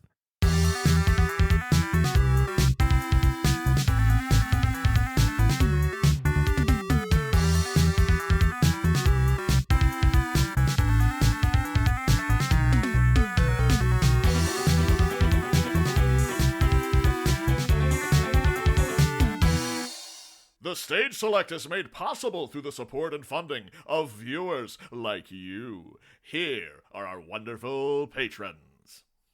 I think, Justin, Okay. it's a good time to thank our patrons. Okay, sure. We appreciate all of our lovely patrons, but every week we like to thank the executive producer tier. And this week, we have Xavier Kreger. We have Stephen Lobo. We have 60 Does Stuff. We have Raymond Crumb, who is not an enigma. No, that's Archimedes Defray on our Discord. Oh, of course. He stepped up in the Discord, like, oh, okay. Like that was bothering me because like there are some people that I think we don't like really hear from all that often, but for sure. Most of the executive producers are the ones that are kind of locked in and like regularly chiming in the Discord. So yeah. We have Philip PK Becker. We have Matt Jorgensen. We have Game Johnson of the Retrofits YouTube series, or YouTube channel, rather. We have Xrian. We have Eric Peacock of the Soundtracker podcast. We have Dennis Robertson. Big ups to Dennis. Thanks again. Indeed. We have David Portnov. We have Casey Curran. We have Bookie. We have Big Baker. We have Addy XD. We have Bill Tucker of The Gamer Looks at 40, who is the new associate producer. Yes, thank you very much, Mr. Tucker. Absolutely. We need to have you back on the show sooner rather than later. Yes, absolutely. I miss Bill. I hope he's celebrating Skazder Day responsibly. He has not chimed in about Skazder Day. I know. So, but he might be a little behind. Well, either that or Skazder Day is just taking its toll on him. It's a lot. I mean, it'll do that. It will do it. Lord knows it's taking its toll on me. I mean, you'll have that. Yeah. What are you going to do? Don't let the bastards grind you down, Julian. I won't. Okay. Good. Yeah. I will ask you about WWE 2K25, though. Okay, yeah, I have been playing that. So it came out, well, if you pay an exorbitant amount of money, you can play it early, which is what I did, because I always do that. Because it actually officially came out today, correct? Not officially today. It came out in early access-ish today. It is not officially out until the 14th. Okay. So I thought you had been playing it like throughout the week, no, and then it came out this unfortunately, Friday. No. I got caught up in some Skyrim modding business that took way longer than I thought. A couple hour thing that I thought I was gonna do turned into days, and then it failed. Oh, it's a whole thing. Never mind. Anyway, so. It came out today, so basically, I got off of work early today and got to come home, and it's like, all right, here we go. But the day before, yesterday, as we're recording this, I was looking on Reddit, and people were getting the game because if you do the whole VPN server trick and get it early or whatever, people were doing. You take a trip to New Zealand. Indeed, taking a trip to New Zealand or wherever the fuck. And they were doing that. So there was stuff that was starting to come out, and the more that I read of it, the more I was starting to go, oh, I'm a little nervous about this now. This is oh no. Yeah. But now when I complain about the game, certain parts of the game, there's certain parts that I have very valid criticisms of. There are certain parts that are like, that's just me. Don't worry about it. There were certain things that I was reading like about like character creation, and I was like, oh fuck me, God, why did they take that out? That sucks. Like they took out being able to put materials on fucking logos, which that's been in the game since forever. Like, well, not forever, but it's been there a long time. And like, I don't know if they took it out or just didn't put it in this time or what happened, but like, it's gone now. And I'm like, cool. There goes a big thing that I used to use a lot for certain different aspects. I don't know how I'm going to do this now. And certain things are like kind of messed up, but they'll probably get patched later. And it is what it is. I'll figure it out. So I booted it up. All right. And like I said, I bought the biggest, fanciest edition I could buy because fuck it. Why not? I know most people are, Julian has said this before, like, why do people pay this, the money to play it early or whatever like that? Most of the... Oh, no. That I only feel that way with stuff that's coming to Game Pass. I totally get why people pay extra money to I get the wanting to play. I have read that online though, where people are like, "Why would people pay to play this?" And I'm like, "Well, I'm gonna buy the season pass shit anyway." So I might like 9 out of 10 times, like the upper edition or whatever is just you buying the game and the season pass with like a couple other things. So I'm like, well, I'm gonna buy that shit anyway, so I might as well fucking just do it, and then I play it early. That's great. Kind of works out. But anyway, I boot it up, and it does the same thing it does every year. I mean, it's like, hey, do you want to go to the tutorial? And I was like, no, I don't really need to do that. So I skipped it this year, and I'm glad I did because I just didn't want to fucking sit through that thing. Because I immediately, like, I was like, okay, first thing I'm gonna do, let me go play a match real quick. Let me see if I remember how to play the game. And I was like, oh yeah, it's pretty much the same. Plays like 24, plays perfectly fine as far as I can tell so far. Oh, I thought they added like a bunch of new like stuff. I thought they re-added a lot of mechanics that you were wanting. They added back. chain wrestling, which is in there now, and that's great. But like the core of it feels the same, is what I'm saying. Like it's that same feel of 24 with like a couple different little things here and there. There's some little bells and whistles in the form of like payback stuff or whatever, which is like which has been there for a while, but there's like new ones now. Like sometimes you can bully the ref now, which is fun.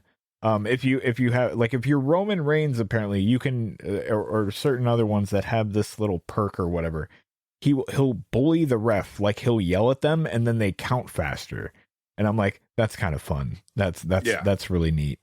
And like there's chain wrestling, and I like how it works now. Like if you have a guy that has like this chain wrestling perk, which I have yet to see in action because I've only had it for a day so far.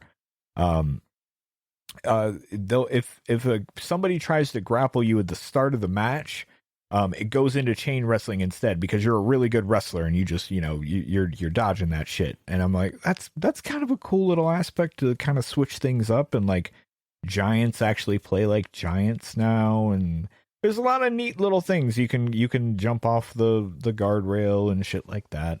There's some cool additions to the gameplay. But I started it up, and it comes up with its DLC messages and stuff. It's like, hey, thanks for buying the game. So your version of the game comes with this much dollars. And I was like, okay, that's fine. That's for you to spend on the island. And I was like, well, before I go into the island,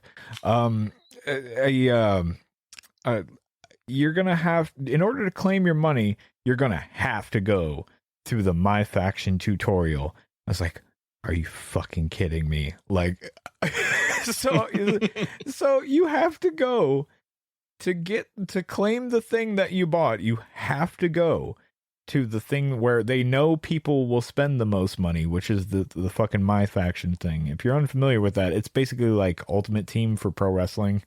You get cards. All your cards have stats. You use the cards to do like challenges and dumb bullshit that I'm not going to participate in. But that's what it is. But they make you go through this tutorial, which I was viciously clicking through. I learned nothing, and I was very proud of myself. To be fair, it was the same as the other ones when they introduced it, because they used to the way it would work is the pop-up and it probably will still happen, and give it a week. The pop-up used to come up and it would be like, press this button to go straight to my faction right now. And like, eventually you'd be like you weren't paying attention. You just press the button and then you were stuck in the tutorial. So guess you're going to learn how to play my faction now. They're going to teach you. They're going to do it. But anyway, so I got my fucking money and quit my faction and said, I named my faction, I don't care about my faction. So I hope they get to read it and know that I don't give a shit about it. So then it was time to go. At first I was like, am I going to go to the island right now or should I wait? And I was like, okay, one thing about me is I'm slightly hardcore about these games, but not insane. But I will tend to look at the new things for character creation before they come out, because normally there's a couple channels that will like post a video of like, here's us going through all the options of what's available in character creation, and I'll sit there and watch them. Oh no, I know you're that sicko. Oh yeah. Oh, I'll sit there and be like, okay, all right, that's new, that's not new, that's new. Okay, got it. They took out hairstyle 35. God damn it. Yep. Oh yeah, no, I get real into when they add new hairstyles, which is why I needed to go to the island. Because they had like a whole like they were going through the list and there were certain ones that were locked, and I was sitting there like, well, how do you unlock those? And then slowly, as I read it, you have to go to the island to unlock them. And that's where you pay the money, Julian, to unlock the hairstyles. You have to go to. So it's not a situation where it's like additive stuff that you can pay extra money for. They actively like removed certain pieces that are now paid for. It feels that way. It's hard to say for sure. Now, there are new hairs, there are new stuff in there that you don't have to pay for, and it's already unlocked. And there are unlockables in there that are like, hey, play through the My Rise mode and you'll unlock this, or hey, play through the showcase mode and you'll unlock this. And I'm like, I'm always totally fine with that stuff. I'm like, no, that gives you something to do. That's perfectly fine. Yeah, it also gets you to like look around at all the parts of the game and figure out what you're having fun with. Yes, exactly. And there are certain now there are certain things that are unlockable through the island. And you have to go, so you have to go there. And I was like, all right, well, I had scouted and I was like, those island hairs are actually really good, and I have this money that I won't use otherwise. So I'm going to go there and buy the ones that I want, and then I'm going to leave. That's fine. I'm not even going to engage with that shit. I don't really care about it, but I want those fucking hairs. Can't even put them on the the community thing. I don't actually know how that works yet, because I haven't tried to upload anything. But I've heard different things. You can actually send them on there and it's fine, but the person on the other end has to have it too, because if they don't, then they can't download it. So, jokes on both of you, I guess. But anyway, so I'm like, all right, let's rip it off like a band-aid. Let's go to the island. You boot it up, and the conceit of it is, okay, Roman Reigns is upset about something. I don't really know what he's upset about, but it's an interview with a lady who works at WWE. I don't know her name. But she's like, Roman, we're all shocked by this thing that Roman Reigns announced. And Roman Reigns comes on. It's actual video of Roman Reigns. He shot a promo for this with Paul Heyman next to him. And he goes into like, he's like, I've opened up the island of relevancy. That's the island that you're on. That's what he calls it. Yeah. That's the stupidest fucking name. Oh yeah. I don't know if it's the actual name of the island, but that's what they refer to it as. I believe it was an actual bit in there where they were talking about some island of relevancy. People who are more familiar with WWE can correct me on this. I don't know. But anyway, they go into a whole thing. You gotta win the island, Julian. You gotta win it. If you win it, you win a WWE contract. How do you win it? I have no fucking idea. But you have to win it. And then it cuts back to the girl, and she's like, I have to go there too, or I'm going there too to try to win the WWE contract. I'm like, you work there right now. I don't know why you need to go. You have a contract, ma'am. But anyway, I digress. So I would like to state this up front. I spent about a half an hour on the island. Now that sounds like, hey, you actually, walked around and did some stuff. I would like to point out that about 20 minutes of that was me waiting on load screens. Oh, no. Oh, yeah. Now, it is the first day that it's fully out. I think it might be some server shit going on, because even when I was like, right before I came on here to talk to Julian, it like the servers, I think, cut out. So they might be having some issues on that end. But like, it was egregious. But like, okay. Yeah. I can understand if there's server issues that like other players wouldn't load in a timely fashion. Fair. Yeah. That makes that makes plenty of sense to me. But like, I played fucking Phantasy Star Online in like 2000. Yeah.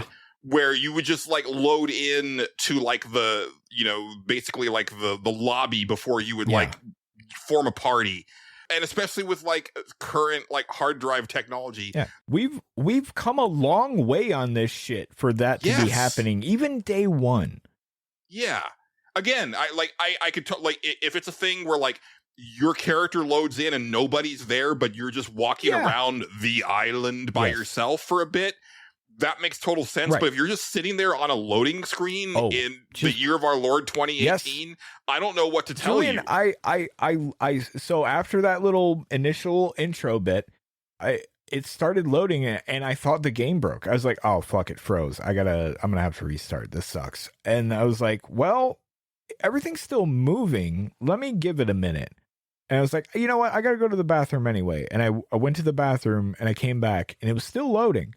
And I was like, okay, I think it's broken. I think it's frozen. And then as I picked up my controller, it popped on. And I was like, okay, all right, here we are on the island.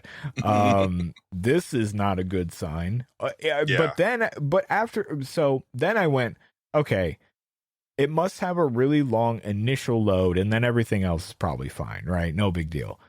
No. I was like, okay, I'm going to go buy my hairs because, and I was like looking around because it's basically like a fucking strip mall is the way it's designed. There's some stuff around the edges. Those are little arenas you can go fight people. But most of it's like, here's the Nike store, which is fucking crazy that there's a fucking Nike store in a goddamn WWE game. But here we are. There's a store that just sells some fucking which will sandals. Not be there. Sorry, but that Nike store won't be there in a year. Probably not. But then there's like a bunch of other buildings that are like little fun WWE references that are empty and don't have a store attached to them. They only have a store attached if they have a little icon on them. Also, I had to create a character, but the initial character creation for it is just like, just pick a face and then fuck off, because like it's the bare minimum of it, because you got to buy all the shit that you're actually going to put on them. And I was like, okay. But also, okay, I actually have a question about this. Sure. Are you doing anything with that character other than just walking around? I believe that your character has stats, and I believe you can set their moveset. You can change their appearance, so they are the main character that you are fighting with on there or playing as on the island. Okay, so there is like yes. actual like gameplay on yes, I the believe island. so. Yes, there is actual gameplay. There is stuff going on there. Like I was supposed to go talk to Paul Heyman, who probably would have shown me where the stuff was. I didn't give a shit because I basically turned around and there was the hair store, and I was like, I'm going right there. And I went and I bought my hairs. It was about another like 3 or 4 or 5 minute loading screen for me to get into the hair store. And then getting out was even at least equal that. Oh, yeah, it was a fucking mess. And then after it loaded in, I was like, okay, I'm not going to any more things. Actually, I went to one more store. I was like, okay, let's just see if there's one more, and maybe this will kind of clear up or something. And I went to one more store, and it was, I think, worse than that. And the store sold fucking flip flops. And I was like, who the fuck is here for these goddamn flip-flops, man? What are those? Oh, it's terrible. So, and here's the thing, right? Yeah. Neither of us are game developers. Nope. So we don't really know what's going on here. But the thing is that what you're describing is not a thing that I have thought about in relation to video games for almost 20 years. Right. That's some Xbox 360 shit. Yeah. Yeah. Now when I played the NBA, that one worked fine. Okay. And that was their city mode. So I'm guessing it's their first crack at it. It's the first day. I'm going to go back in like a week. I'm just going to load into it and see if anything different happens, right? Yeah. We'll go from there. That's typically how I approach games that have an online component. Yes. Like if I'm going to play like I learned this with Diablo 3, right? With like the error 34 message or whatever, or I think it's 33. Yeah. Like that thing was infamous because like that game just was not working for like that first like week and a half. Right. So ever since then, like if a game has like a large online component, yes, I kind of just let it simmer for a good week or two. I was like, I don't need to come here for anything else right now. I'm good. Mm-hmm. But I'll come back in, like a week or something. We'll check it back out again. I'll see if it's still that bad. But right now, day one, and if anybody out there is playing this game, well, you're probably not. It's fine. And has had that same issue or had a different issue, but this was just my experience. This is just what happened to me. I was just like, this seems awful. Then I got out of there. I started doing my character creation stuff. Was messing around with that. Now, in defense of the island's like microtransactions thing, I don't have much of a defense for it because this stuff is very egregiously priced. I went through a large number of VC buying just the hairs that I wanted. Granted, it was a good amount, but I didn't get all of them, and I didn't have enough money to get them all. You do get a pretty good chunk from just doing a match.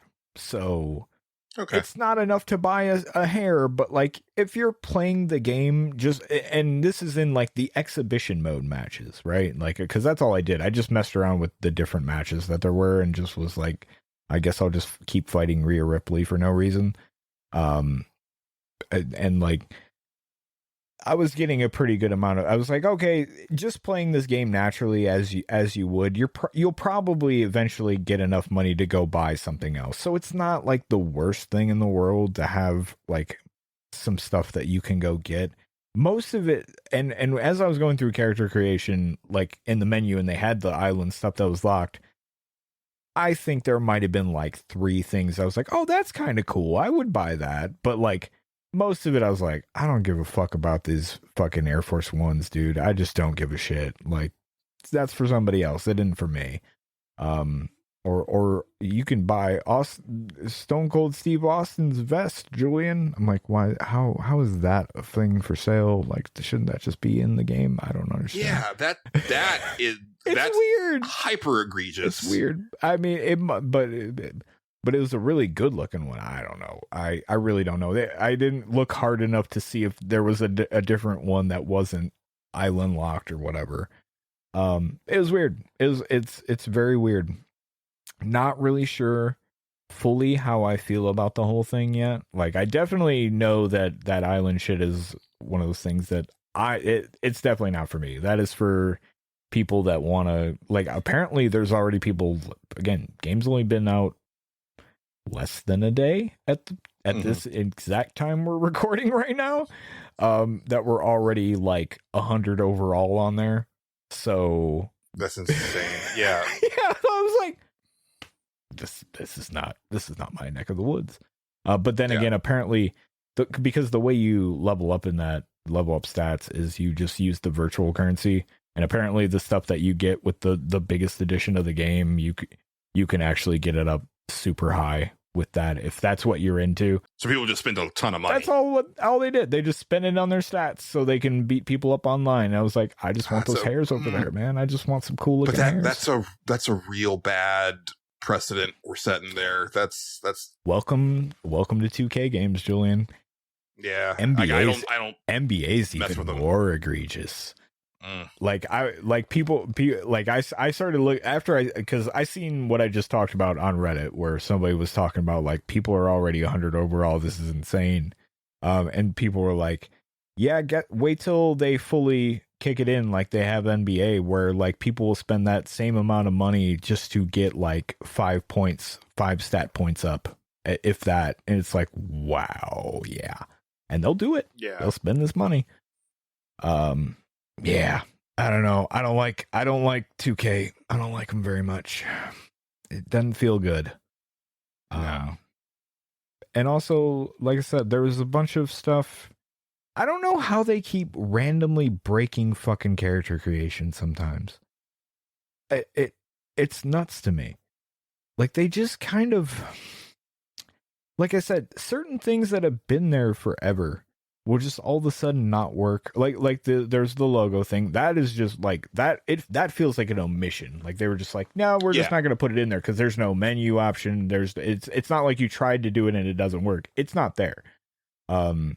But like that sounds like either they didn't click a button or it was breaking something where they were like, we can't put it in this year. Yeah, it's done this year. And that was my thought. I was like, I can live without it, but it's a real big bummer that it's gone. Like that's been there for a long time. There's also now you can't. So there's two different mappings for how logos work. You click the thumbstick in, and it'll do like a thing that'll make it wrap around, right? And that's pretty useful. The other one's like more of a spot thing, but it has distortion if you make it too big. They're both useful for different things. You can't do that on boots anymore at all. Do the wraparound one, which you used to be able to. And I'm like, I know that seems like a pretty important place where you want things to wrap around. Yeah. I was gonna say, I was like, I know that's a very me thing to complain about, but like, God, that's been there forever. Like, how is it not there anymore?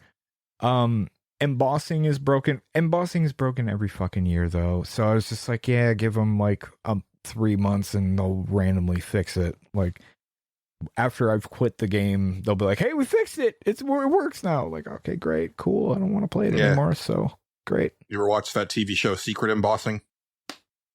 Yeah. Did they make images pop out or what? I don't know what they did in the shadows. No, embossing. Oh, sorry. Sorry. Undercover embossing. Undercover embossing. That's fine. But no, embossing, for those not in the know, which maybe all of you or whatever, is when I think our listeners know what embossing is. Okay, Justin. I was gonna. Well, you made it sound like you didn't know with your weird jokes. No, I just wanted to make your soul leave your body That's a little bit. No, it worked. Yeah.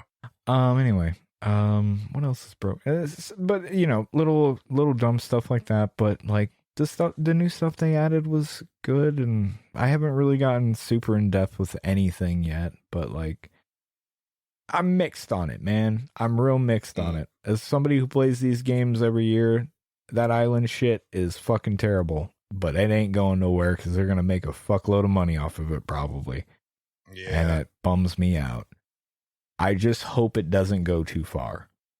That's my... It sounds like it already has. Yes, but like at the same time, and this is where my other side, I guess, comes on, where I'm just like, at the same time, they almost never fucking add anything to like the character creation stuff itself, like ever.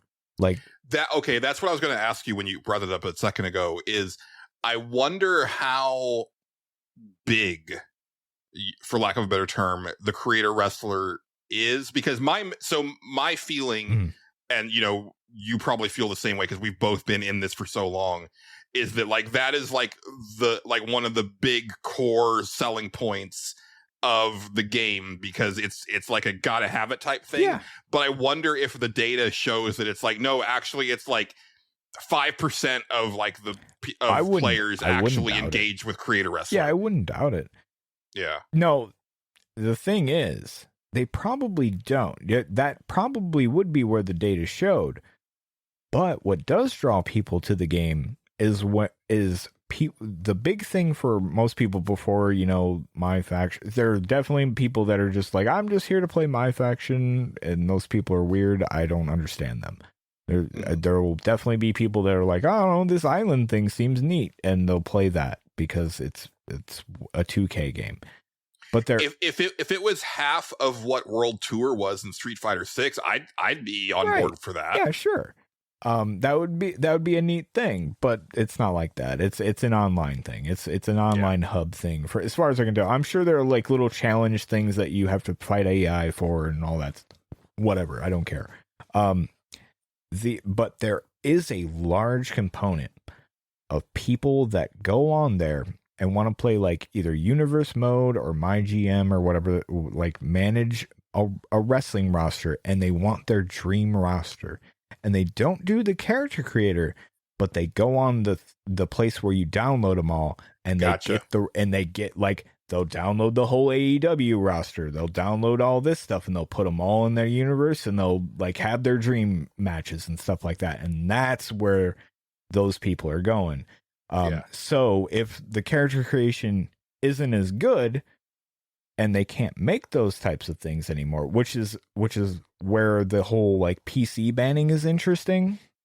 It's not banned, right? But like, you can't, it's not cross-platform anymore. Xbox One or Series X and PlayStation 5 are separate from the old Xbox and the old PlayStation 4 and PC.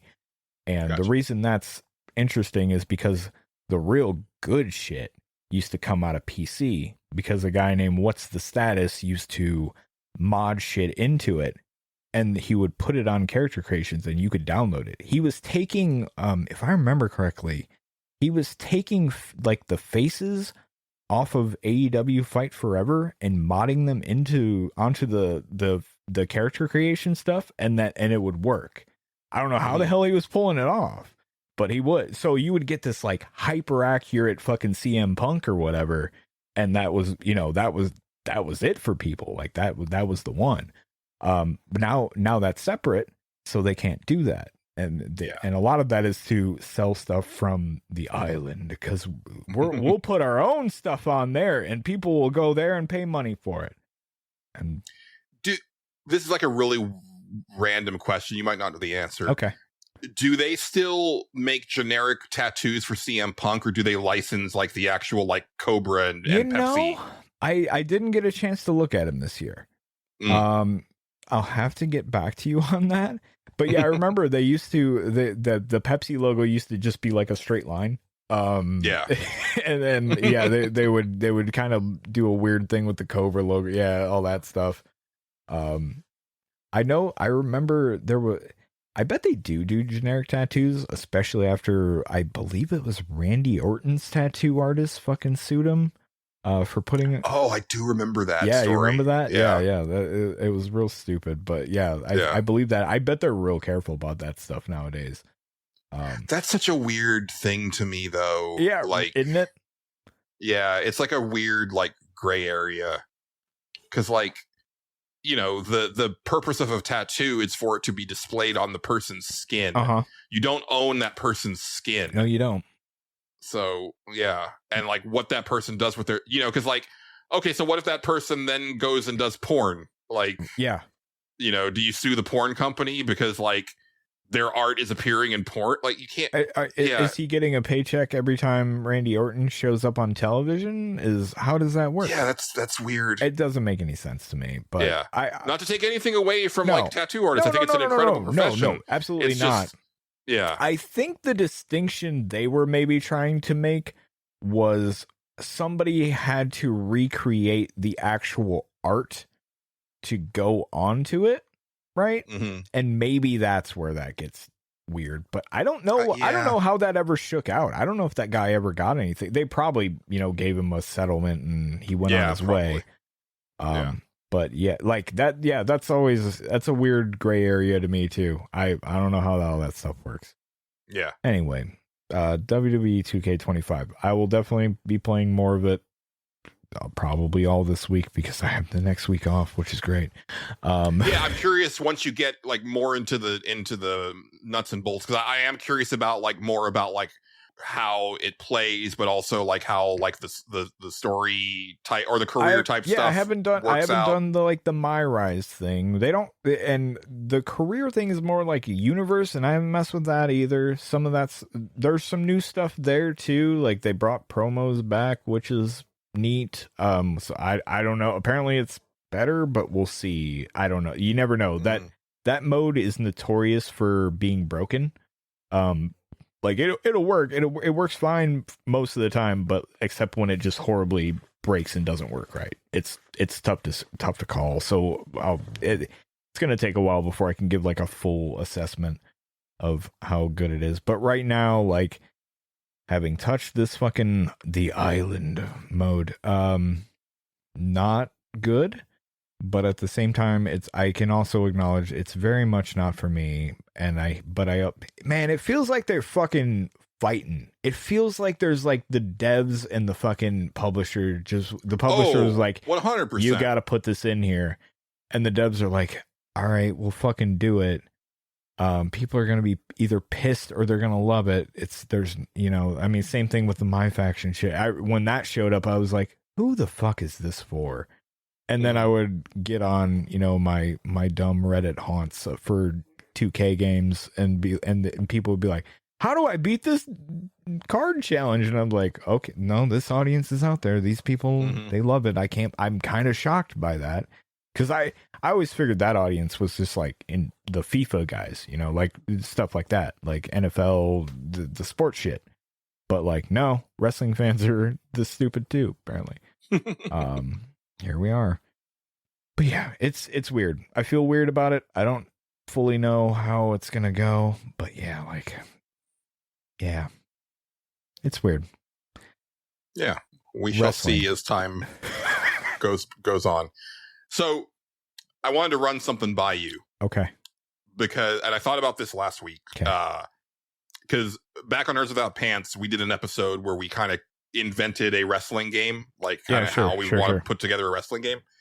And I had this idea, and I got it while I was watching like the big like John Cena heel turn at Elimination Chamber last week. I was like, all right, that's a pretty big deal. Like let's see how this shook out. And for people who don't know, Cody Rhodes is the current champion, and I guess The Rock has been like on TV again, and he's a heel right now. He's been a bad guy for a while. Yeah, he's the one that he turned last year. I think it was something like that. Yeah, and he's been trying to get Cody to kind of like join him. Sure. I think Cena had a match, and then Cody came out to talk to him, and then The Rock came out to talk to Cody, and then basically it ended with Cena turning on Cody and beating the crap out of him and turning heel at The Rock's behest, right? Yes. And it was kind of one of those things, where it's like, you live long enough to see, like, I mean, Cena was a heel like really early in his WWE career, like for a couple years. Cena was almost kind of, I would dare say, The Rock-like, where people started to like Cena when he was a bad guy. Yes. Like, that's when he got over. Yes, real. If for those not familiar with Cena's early work, he started out as a rapper. He would go on and it started out as like, this is the shittiest like heel stupid act that you'll ever see. but like he would go out and he would do these like basically they were probably written, but they were proposed as freestyle raps at these people, and he would rap at at the guy he was gonna fight or was doing a promo on or whatever. But they slowly got really funny for the time, and he was pretty good at it, and that got over. And even though he was still a hero, people were like into that shit. And then sure as shit, it turned, and then it went off from there, and he was just a babyface forever. But like for 20 plus years. Easily, yeah. But I was thinking about an idea for a wrestling RPG. Mm-hmm. And basically, I'm thinking of I don't remember that strategy RPG that you played like a year or two ago. It just came out on console, but it was that one where you would have like the procedurally generated characters, and then like as you had battles and like you made choices, like they would be like permanently changed, right? Like I remember you had like one person who got like plant. Wildermyth. Yes. So imagine that, but mapped to wrestling, where it's the concept of lineage. Right? Because as I was watching this whole scene transpire, I was thinking about Cody Rhodes, because it's like between Cody Rhodes and his brother Dustin Rhodes, who was Goldust, and their father Dusty Rhodes, there has been a Rhodes like in wrestling for nearly the last 50 years. Yeah. That's pretty impressive. Yeah. And just the idea of like that legacy and like the things that kind of they either overtly take from the previous or just like inadvertently take because they're related. And then also I was thinking of The Rock himself, because now he is he's getting up there in years. He's been in wrestling for 30 years. And wrestling is a career that is very rough on the body, but I was thinking about how there's a certain sweet spot for a legend where they can still really go. And they're and it's almost because of their status that they're almost like more powerful, and then like the decline starts to happen. Sure. And like how that would like factor into like a character's stats in a like RPG context. And then having like actual like turn-based wrestling matches where like, you're deciding, do I want to like do a suplex here, or do I want to do this, right? Like, how the back and forth of the match goes. But the big thing that I was thinking of was that kind of procedural changing of a character over time. And then when you get to a certain point, like maybe they retire, and then like their kid like, comes up and is a rookie, and then they inherit certain stats because their father became such a legend. It almost have to be like a rogue, almost like Rogue Legacy. A little bit of that as well. You know what I mean? Like that's what it kind of sounds like, where you're like, your child takes some of this stuff and now you have to do that. That would be interesting for sure. Yeah. I got really excited when I thought about it. I was like, man, if I knew how to like make a game, I would actually like make a concerted like stab at that. I've always just wanted a game where it really like follows how a wrestler's career actually like progresses, or like, and you could start different ways, I guess, but like I always thought it'd be cool if like you had to do the indie scene, and like the goal wasn't to win matches, it was to actually put on a good match. Like you were supposed to lose sometimes, and if you didn't lose, like you caught shit for that, and you didn't want to hurt the other person, because if you did that won't go well for you either. And all this stuff like factors into that sort of thing. But a lineage system in that could work too. So it'd be fascinating. I don't know how the hell you'd pull it off or how you'd sell it to somebody, because wrestling as a whole is still a niche thing for the most part. And outside of WWE, which is always going to have its big game, but like, selling it to getting it, you could probably convince people who play video games to give it a shot if it's good enough. If you've gone deep enough. I know there were people who, at least took a look at WrestleQuest. That ultimately ended up not being what I was hoping it was going to be. It seemed I didn't a bit like the disappointing. toy aspect of it. Seemed Like a they were little action disappointing. figures. Yeah. Yeah. Honestly, I think that was a major thing. Like, if it wasn't centered around like action figures, I think I would have been fine with the rest of it. But like that, there's something about that element of it that I was like, I just want them to be like the guys. Yeah. Like, why can't they just be the guys? Yeah, the thing that kind of like threw me off was like yes, there were some actual wrestlers, and then there were like some that were just like they were actual wrestlers, but they weren't.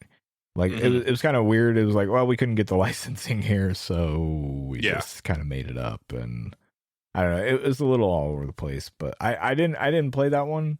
But like, yeah, everything I heard from it was kind of like, yeah, it just sounds kind of not quite there. Yeah. But yeah, like there's stuff you could do in that realm for sure. But like I was thinking about this today, and I'll just say it. No Mercy has forever ruined wrestling games. Forever. Ooh, hot take. Yeah. No, I love No Mercy, and I love the Aki wrestling games. Love them. But I think every wrestling game, especially like indie wrestling game, always fucking goes for that. They go for it every time. Yeah, they do. And as much as I like that engine, you're never going to capture that again, because it was such a product of its time, and it's very like, I have nostalgia for it. I could play that game and have a great time still. But like there is this nostalgia there. Like I can acknowledge that 100%. And while I think those games are very, friendly to just pick up and play, and like a lot of people can get them very fast, because everybody tries to do it and it never is quite the same, and you're always going to be compared to this thing. Everybody tries to chase it, and nobody tries to like actually do something different. You know what I mean? Yeah. Like, and that's the problem. And the one time that they did, like, it's one of my favorite wrestling games, but then it never like went anywhere, which was WWE All Stars. Yes. A lot of people like that one. Well, yeah. I wouldn't say a lot of people like it, Julian, but like the people that do like it are like you. They really like it. I remember like Matt McMuscles is a big like proponent of that one. Like that's, I think, one of his favorites. And yeah, no, I've honestly never played it. Really? Yeah, no, it's surprising. That might be the one wrestling video game I never played. I once character creation became a thing, that if it didn't have that, like I didn't really care. No, that's fair. So yeah, like that, and that's kind of my thing.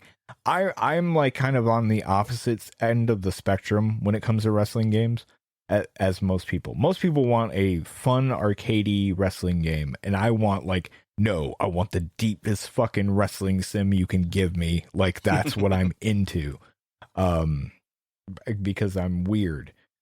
I'm the niche. Well, fan. but I think but so I would like that as well. But like the sim doesn't go far enough. They never go far enough, and it's always stuck in the middle. Yeah. Yeah, I want to factor in injuries. I want to have like, I always liked in Fire Pro where like you had to like get your breath back, like you had to like take a breather, like literally take a breather, right? Because it also like changed the way that you would pace the match, right? It like also, because you couldn't just go all out. Yeah. Also, Fire Pro's close to like what, like it's right there. Fire Pro is right there as to what I would want, and like somebody needs to go into some of that stuff more. Like Fire Pro has a system where like, okay, it judges the content of your match by what style of wrestling you're doing.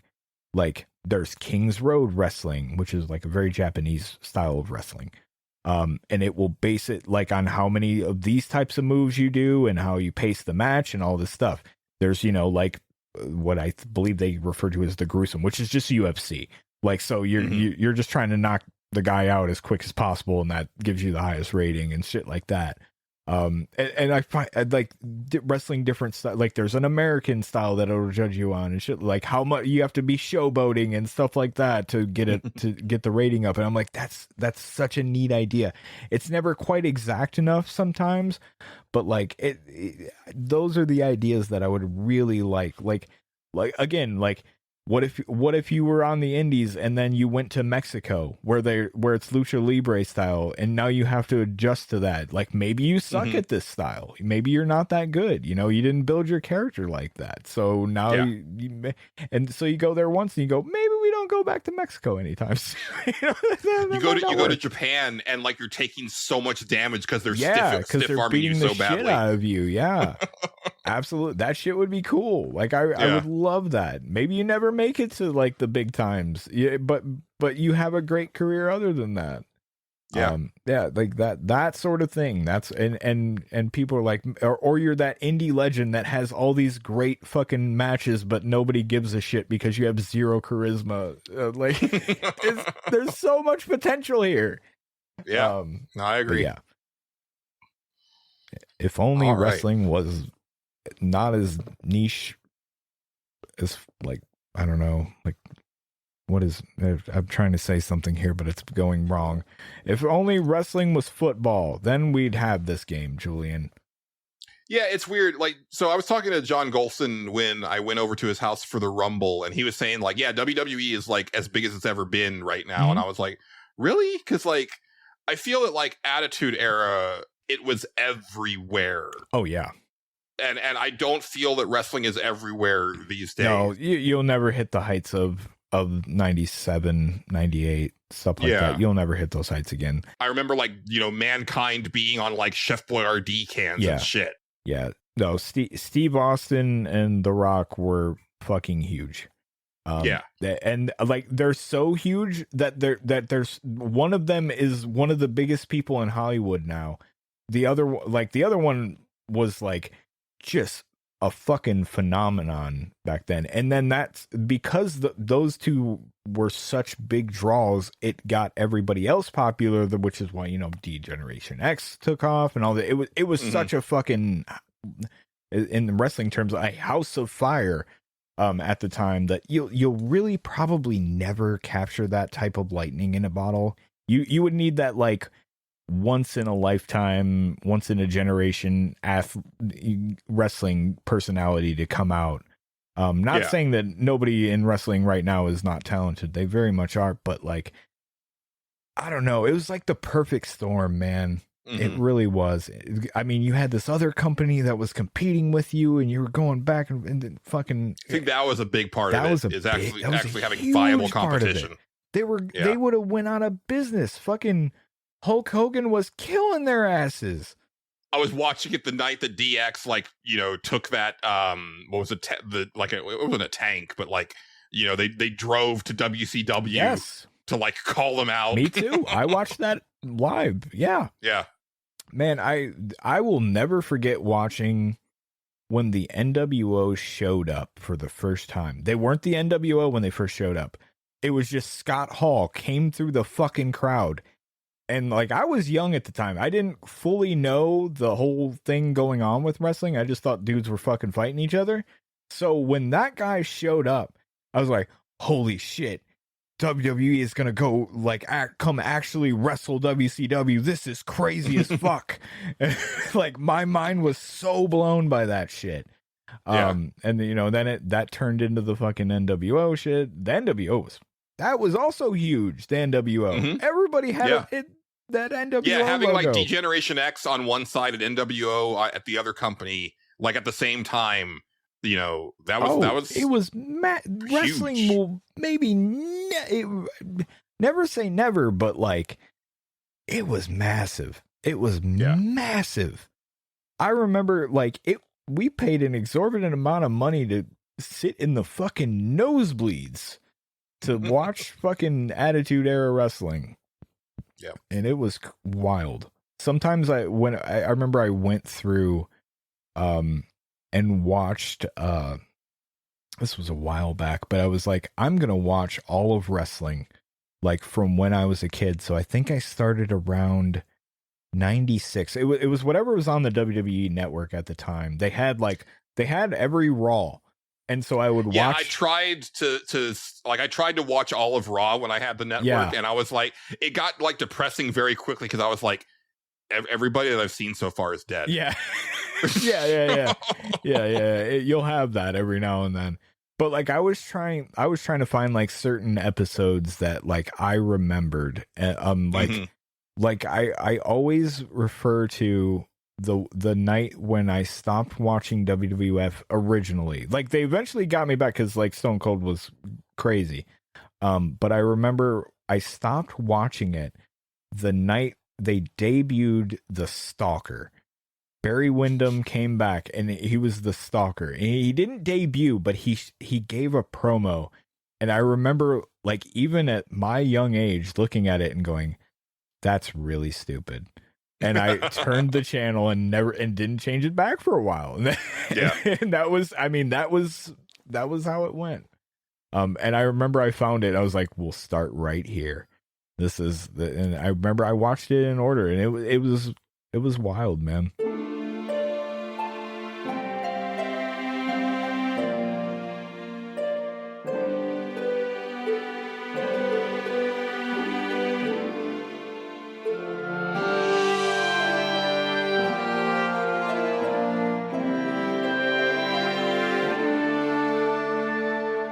So I was perusing Game Pass this week because I was just curious. I think I had seen something. I was like, oh, is that out or is that coming out? I don't even remember what it was, but I decided to go look at Game Pass because it's one of those things because Xbox is terrible about like actually advertising their own shit. Mm-hmm. You know, it's like you've actually got to be like doing the work to like check Game Pass every now and then and see like what's coming because they do not surface that stuff very well. Oh, I should mention this is the first time I've turned on my Xbox in a while. It was kind of wild. Yeah, I get it. Yeah. And you know they added some stuff. One thing I've been wanting to play, but there's not time right now. But they added Watch Dogs Legion, which I've really been curious to play. People hated that game. I think it's right up my alley. I thought it was really fun. It's not without its faults, Julian. It's really not. No, of course not. But I had a really good time playing that stupid thing. Like, it was really fun to just be like, I'm going to recruit this type of person, and that's all we're going to run, and we're going to have some random old lady and shit like that. Oh, it had its really fun quirks. I wish they'd take another crack at that system. Like, there was actually some real potential in it. Anyway. So, yeah, I was just kind of looking around. I was like, oh, Balatro's on here. Mm-hmm. And then I was like, nah, you know, the stuff I've seen in that game, I really just don't think that's for me. You've said this multiple times, yeah. Yeah, and then, like, for whatever reason, like, last night, I was just kind of I was in a mood. Yeah. And, like, you know, I played a little bit of Lost Records, not much, and then...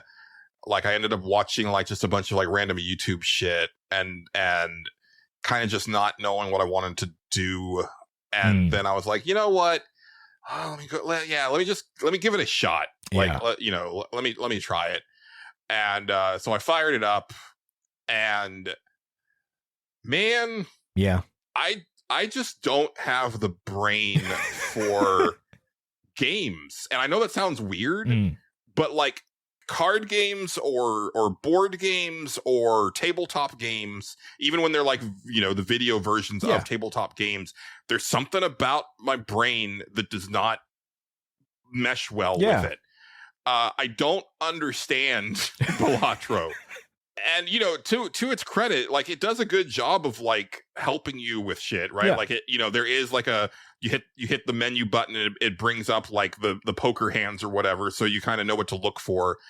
But like it doesn't stay in my head, and it's like, so what? I'm like, all right, so there's 2 pair, and there's 2 pair, there's a pair, and like that's all I'm doing because like that's kind of all I'm seeing. Yeah. And also like I don't really kind of understand like. And maybe you can answer this because like I've played now quite a bit. So, well, not quite a bit. I've played it for a couple hours. Okay. I made it to, I think, Ante 4. Okay. Like on my first run. Sure. And then it was weird because I turned it off and then I came back to it, and somehow I was back to ante 4 and I lost again, and I was like, I thought I hit new run. I don't know how I continued. That happens every now and then. Yeah. Is it just like a glitch or something? It's not a glitch per se. I think it just is how it saves progress every now and then. Where like if you quit if you quit after you've lost, it'll just like load up. You'll think you hit like the last. Yeah, it'll load up wherever you last were, and then you'll basically lose pretty much right away. It's really weird how that works. I don't know why it does that, but it just does that. Okay, it's not a big deal because then you just you lose and you're like, okay, yeah, I was going to start a new run anyway. Yeah, so, exactly. It's fine. Yeah, but like, what if anything actually carries over? I understand, like, in a run, I'm getting new cards and I'm getting new jokers and stuff like that. Yeah. But are those being added to my deck that I then play on the next run? Or am I start? No. Okay. No. Okay. Let me explain. Like, what am I getting? Well, let me explain. So, when you go back to the title screen, and sometimes when you don't, when it tells you have unlocked this joker, that means that will start showing up in the random pool of all the jokers, because before it probably didn't.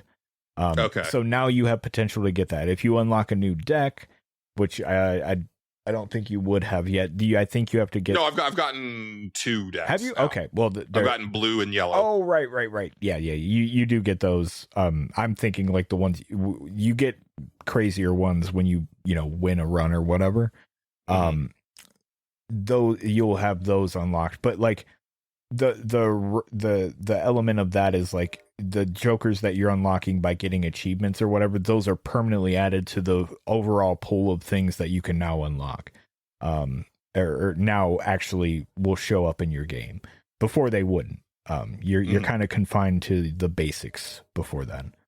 Other than that, no, it's kind of like a fresh run every time, for the most part. Yeah. Interesting. Yeah, because that's not kind of what I was expecting, because most of the run-based games that I've played, you're getting some sort of thing that is like a permanent thing that's like kind of making each run, slightly smoother. No, as over time. Not like this. To me, for the most part, it's kind of like Slay the Spire, because Slay the Spire, like, you're kind of starting over from scratch every time, from my memory, if I'm right. Like you go through it, and you get to a certain point, you do, but every run's different, because every time you go to the shop, there's different stuff there. That's kind of how it's set up. It's set up to be very fast and kind of like that. It's not, I guess, a roguelite like you're used to or whatever, where like, okay, I didn't make it through that run, but this next one's going to be easier because now I have all these crystals or whatever to spend. You don't have any of that. It's basically like, and sometimes some of the runs on there are just flat out unlucky. Sometimes you'll get one and you'll be like, I don't know what I could have done there. There might have been a way, and sometimes there is. So it's almost equivalent to solitaire, in a way, and the fact they I forget the dev's name now, but they have actually listed that as their like biggest influence was solitaire, because they just wanted like a version of, I guess, video poker that kind of was solitaire-esque. Where like, yeah, sometimes you just don't win, you just get unlucky and shit happens. But yeah, so yeah, it's not like, I guess, what you're used to. Yeah, and I can definitely see the appeal. Like, I definitely like played more of it than I expected to after like that first. Yeah, I'm actually impressed that you even tried it at all, because I didn't think that would be your kind of thing. So yeah. I will say that I'm already fucking tired of the music, so I like needs new music. God bless you for been saying that forever. No, it's a game that like you turn the sound off and you play other stuff. You listen to other music or podcasts or whatever the hell you're gonna do, and it's kind of or me. I'll turn YouTube videos on and listen to them in the background while I'm playing Balatro. That's what I do. But yeah, that makes sense. Yeah. Yeah, you know, and it's, I think it's one of those things where like I had like a really good run there. Like I think I got up to like ante like 5 or 6. But it was really boiled down to like I had like this one Joker that was kind of doing all the work for me, where it's like I would play like one card and like win like the whole blind. Yeah. Because like of all the multipliers I was getting. Yeah. But like I haven't, you know, and again, this may be a thing where like I can't go much further than this because my brain isn't wired the way that it needs to, where it's like I understand that there's probably strategy here, or there's like a thought process of like, if I do this, then I have a good chance of getting that. I should say I also have this problem with character builds. And it's kind of funny considering how much I like RPGs, but I'm starting to realize that I'm actually not that good at RPGs. Well, most of the RPGs that I've played, like what I always would do is just like kind of level out of the problem. Yeah. Instead of actually knowing how to address the problem. And you cut your teeth on a lot of older RPGs that were kind of designed around that, and they were made a little bit simpler, you know, so to where you could do things like that, or you could, you know, like a lot of the strategy was just given to you, you know, like this is what you're doing, and it's very cut and dry. You know what I mean? Yeah. Like a perfect example, you know, I fucking love Diablo 3. I've got like hundreds and hundreds of hours into it. I couldn't tell you the first thing about like optimizing a build. Oh yeah. I just pick the equipment where like there's more green arrows than red. Right. And it's like, okay, that's better than what I had.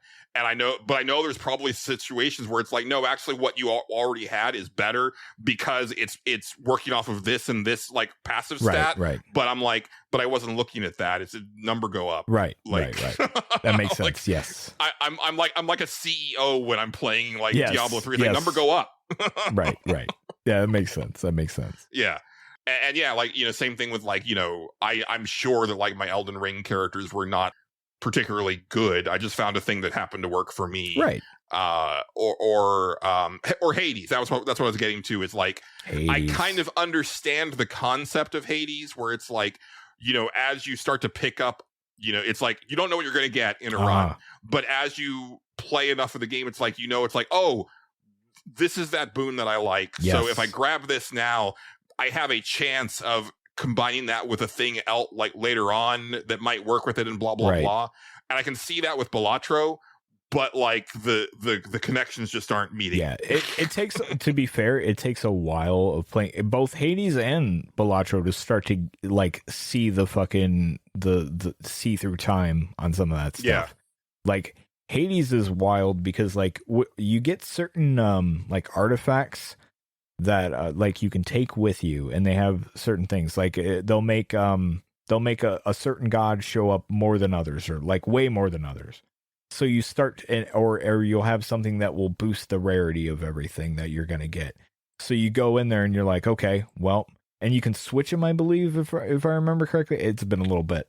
And so you just start like seeding your own runs at certain points where you're just like, okay, I started off, I got Zeus and I got this really good epic boon.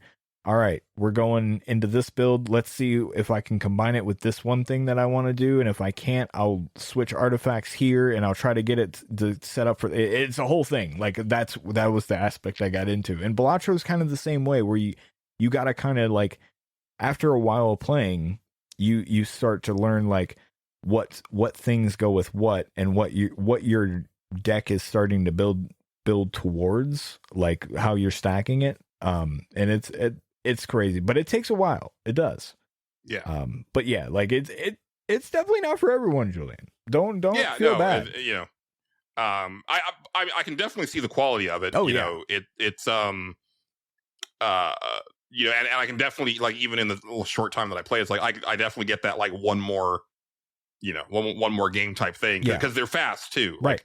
Like, you know, even if you're not finishing a run, you can be like, especially with quick resume on Xbox, it's like, you know, you can play a blind and then just like set it there and then come back to it later. Yes. Which I gotta say, man, quick resume Quick Resume's It's a pretty really nice. awesome feature that, like, I'm surprised that Sony hasn't ripped off yet. It's pretty nice. Yeah. With Persona 3, it's been so nice to be, like, in the smack dab middle of a Tartarus run and just be like, I know that I haven't done a hard save, but I'm just going to go ahead and turn my Xbox off and know that when I come back tomorrow, I'm still going to be right here and I don't have to worry about it. Yeah. It's pretty nice. I agree. I prefer to make a hard save before I end a session, but sometimes in the middle of a dungeon, you don't have the luxury. Absolutely. Yeah. But yeah, that's cool that you even tried it though. I'm glad that at least like you could kind of see where crazy people like me are coming from, I guess. Yeah. And I might play some more of it. It's also one of the things I was worried about is I was like, man, it's the type of game where it's like, I know a lot of people can sink a lot of hours into it. And for me, it's like, but those are hours that could be spent on something that has an ending. Yeah. Like, yeah. Absolutely. Kind of the same thing with me and like multiplayer games or like Final Fantasy 14, where even though I love that game, I kind of can contain it to like 1 or 2 days a week. I totally get you. Yep. Yeah. Because, otherwise I just wouldn't get anything finished. You like an ending. I'm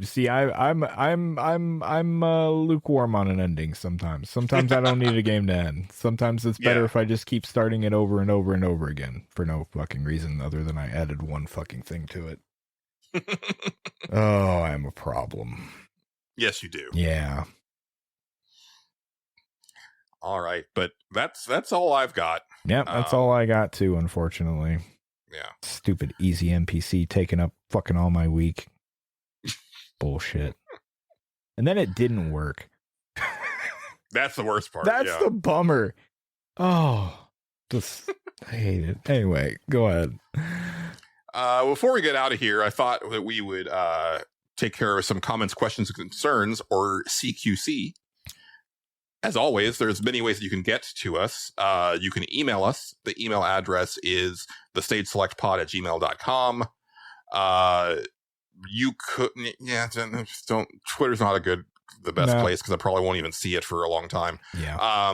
You can comment on Patreon, even if you're just a free member, as long as you have a Patreon account. You can comment on the YouTube version of the show as well if you're on YouTube. Also, you can join our Discord, and there is a channel for comments, questions, and concerns in our Discord. We're actually going to start with a YouTube comment, which comes from Mr. Joel Clare. Okay. And it says, I like the podcast when they don't talk about politics. The host definitely has TDS. Oh, good. And this was actually commented on episode 44 of Avowed is Fantasy Australia. So 2 episodes back. Okay. And I was actually going to respond to it on YouTube, but I was like, no, I mean, that's kind of the point of CQCs. Like, that's, and whatnot. And I would say, and I think I've said this before, is we appreciate you checking out the show. But if the very small bit of politics that we talk about on this show bothers you, this probably isn't the podcast for you. And I was trying to think in this episode, I was like, when did we bring up any fucking politics on that episode? And it's because I mentioned Black Lives Matter by name like once. It's like 3 to 5 minutes out of like a over 3 hour podcast. That's how that goes for these people. Yeah, I suppose so. Yeah. And I'm assuming, Mr. Joel Clare, that you're the same person who gave us the 1-star review on Apple Podcasts. If not, then hey, I've got a buddy for you. You two should totally hook up because you have the same line of thinking. But if you are, I find it very interesting because that was a review left quite a bit ago. Okay. Which means that you've continued to listen to the show. So clearly there's something that you enjoy. Or they they just really love, or they just hate listening. Yes, which is fun. Yeah, and I'm not going to tell you how to live your life, but like I don't have the energy to put that type of negativity in my life. I prefer to engage with things that I actually enjoy. You do you, boo. But I also find it very weird that like you really need to make this known. Oh and yeah, it's like, but also it's YouTube like crowd. Yeah, it's like I don't even like I really don't talk about Trump. Yeah. Well, kind of at all anymore. Truly, and that's the problem. You see, You're not talking about because him. I'm not talking about him. Yeah. You're not talking about him in the way that we want you to. Okay. So, I haven't bowed to him. Yeah, you got to kiss the ring. That's the whole thing. Yeah, that's true. Yeah, that's the whole thing. Okay. Or Elon's toes, as either one. The case may be. I don't know. Oh, people who play video games. Man. It's they don't know what they want. It's so much fun. That's true, and I'm guilty of that as well. Honestly, like there's times when it's like I'll say something that's like that completely contradicts what I've been saying that I want, and I'm aware of it. But like, oh no, we all have that sometimes. But yeah, like for sure. But yeah, but my favorite aspect of these people is that like these are the people online that'll complain that the main character isn't hot enough or whatever, and they'll also complain that, oh my god, we can these liberal people, we can trigger them with anything. Oh my god, they're so sensitive. But then they'll get triggered like if there's a black lady in a game, and like it's like okay, you don't see the correlation here, do you? That's yeah. Okay, that's fun. And it's also interesting because if you are the same person, and I'm making a lot of like you're assumptions making here, a lot of giant leaps, but that's fine. Go for it. But but even their comments suggest that they've listened to the show more than once, right? Mm-hmm. And so that there's a comments, question, and concerns element of the show. Mm. So that means that you probably wanted your comment to be read on the show, but that also leads to us talking about politics just by nature of the comment, which is not what you want. So I don't really know what the purpose is of said comment, but again, here we are. We're moving on. Strap in, Justin. Strap in? Is there more of this? Yes, because no. Oh. We have an email from Xrian. Oh, okay. Who we have not heard from in a bit. Are we just on the negative comments today? All right, here we go. No. All right, okay, good. No, this is just a long ass email. Titled AI Overlords. Okay, good. And Xrian says, hello guys, just wanted to say off the top that the show continues to be my favorite each week. Okay. Thank you. Keep it up. I'll apologize up front if this is too long. If so, you could throw it in the next Patreon bonus focused on email. Don't worry about it. Yeah. All right. So I feel I'm amongst friends here, or at the very least, this is a safe place. So let's dive right in. The other day, a buddy of mine was talking about how advanced the AI chatbots have gotten. Mm-hmm. Well, I was on a site and saw an ad for one, and intrigued, I decided to see how impressive it really is. Sure. Things start off normal and eventually get more steamy if you're interested in it, or the chatbot is. Long story short, the ability for AI chatbots to pick up on details and respond accordingly is actually pretty impressive. Yeah. For the person with a good imagination, people who like erotic novels, the AI chatbot may have a lot to offer. The ability to teach the chatbot may fix most issues if you take the time to do so. Sure. Mostly just liking or disliking a response and editing their responses when they are out of character or wrong about the story or place. Biggest issue I'd seen was repeating. If you don't steer the conversation more, sometimes they will kind of repeat what's already been said. Two things relating to this experience. One, it actually got me interested in writing again. I had an interesting chat about a story I wanted to write years ago, and it all came flooding back. That, along with the detailed descriptions in the chat, really got me itching to write again. The AI picked up on some themes and symbolism I didn't even realize was there, encouraging me to take the next step in my writing and offering its thoughts on where the story should go.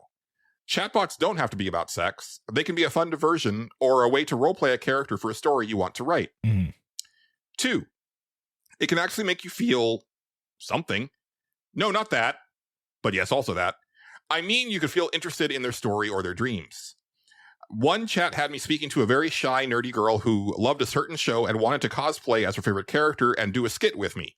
She was so focused on this upcoming con that all my attempts to flirt and mess around got sidelined to talk about her costume and what character/costume I'm going to go with, since I told her I'm a big fan too. After trying to push past the whole cosplay towards the fooling around part, she got sad, feeling as though all I cared about was sex and I wasn't really interested in getting to know her. How she thought I was different and actually interested in her hobbies. As someone who's definitely not like that, it did make me feel icky. With more time and patience, like you'd put in a normal situation, I would have got there naturally.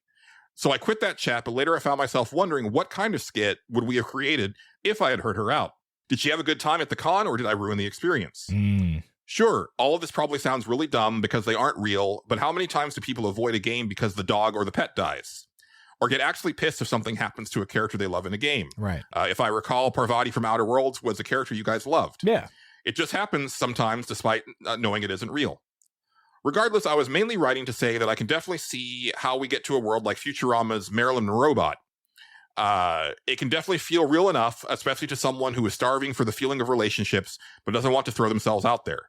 Give it more time, and it'll probably be eerily difficult, I'm sure even impossible, to tell the difference between a human and a chatbot. It may already be for some people.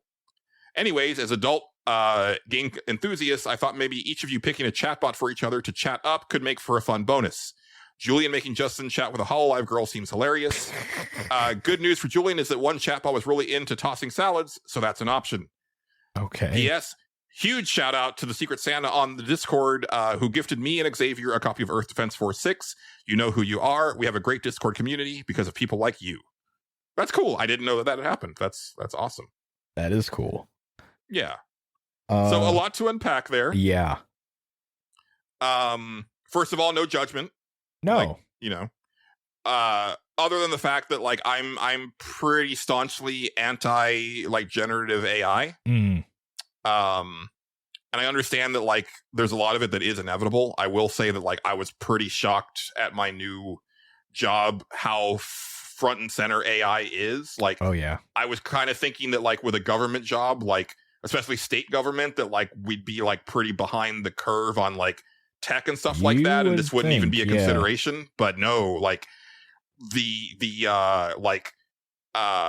cyber crime training that I went through, you know, to like avoid like phishing and scams and stuff like that, Right. was all created with AI. Like I could spot it right away, like all the art, because it was like a pseudo visual novel thing going Yeah. on that they did. And it was like, oh, this is all like shitty AI art, and like it's AI voice acting, and Oh yeah. They saved probably X amount of dollars on that shit. So yeah, unfortunately, stuff like that. and it was real bad. Oh yeah, sure it was. And yeah, and there was like a whole bunch of like directives to like use it for like certain, you know, business practices and stuff like that. And I'm like, yeah, and there's no mention in any of these memorandums or like meetings about like you're burning the planet with like each use of this shit, right? Yes. No consideration for that, you know. But and part of me is like, man, I really don't want to have to use this shit, but like if they make me use it, I'm gonna have to use it. I really don't want to, Yeah. but like, you know, I gotta eat. Yeah, pretty much. You know, like I can avoid it in my personal life, but you know, like if your work says you got to use it, like, you know, I'm not in a position to say no, right? Like that's just not how it is. Right. But as far as like an AI chatbot, like, yeah, I mean, I won't lie, there's been times when I've been curious because like you'll see an ad for it, and it's like, yeah, I wonder what that's like, you know, like, Yeah, absolutely. yeah. I think for me where it deviates is that like I like a well-written adult game because it's well written. Sure. And I like that authored feeling. Like especially when the developer like kind of goes on extra step, you know, the developer of A Struggle with Sin, where it's like, man, you've damn near thought of every scenario that you can think of for like a lot of this stuff, and you've written around it. Yeah. I don't think I told you this. If it sounds familiar, then stop I me. will. But I don't think I've said this to you. I think I was telling a friend about it. Okay. So when I sent like the zip file of the game to you, Yeah. I was like, you know what? Let me fire it up on the podcast laptop just to make sure it works okay. And yeah, it did. I started a new game. Okay. And I ended up playing like about 8 hours of it again. You'll have that. I wanted to see if anything had changed. Sure. With like the beginning of the game. Yeah. But also it's been so long. I've played it for 80 hours. Right. So I was like, if Justin plays this, I want to be able to like comment on like how the game starts out. Right. And there's a character, she's like the first character to join your actual party, like in battle. Okay. So she also ends up kind of being the first character that you really end up romancing, depending on how you play the game. Yeah. And so I got her in my party, as you know, and I was like rolling around with her and stuff. And then I was like, hold on a minute. what happens if like I make sure that like she loses her virginity to an orc and not me? And so like I made sure that we lost enough battles to where like the way like the failure works in fights is like if you lose, it's progressive, yes. But also like, you know, your party members will like make a deal with whoever defeats you, and they'll be like, hey, you know, like I'll suck your dick if you leave my guy alone, you know, that type of thing.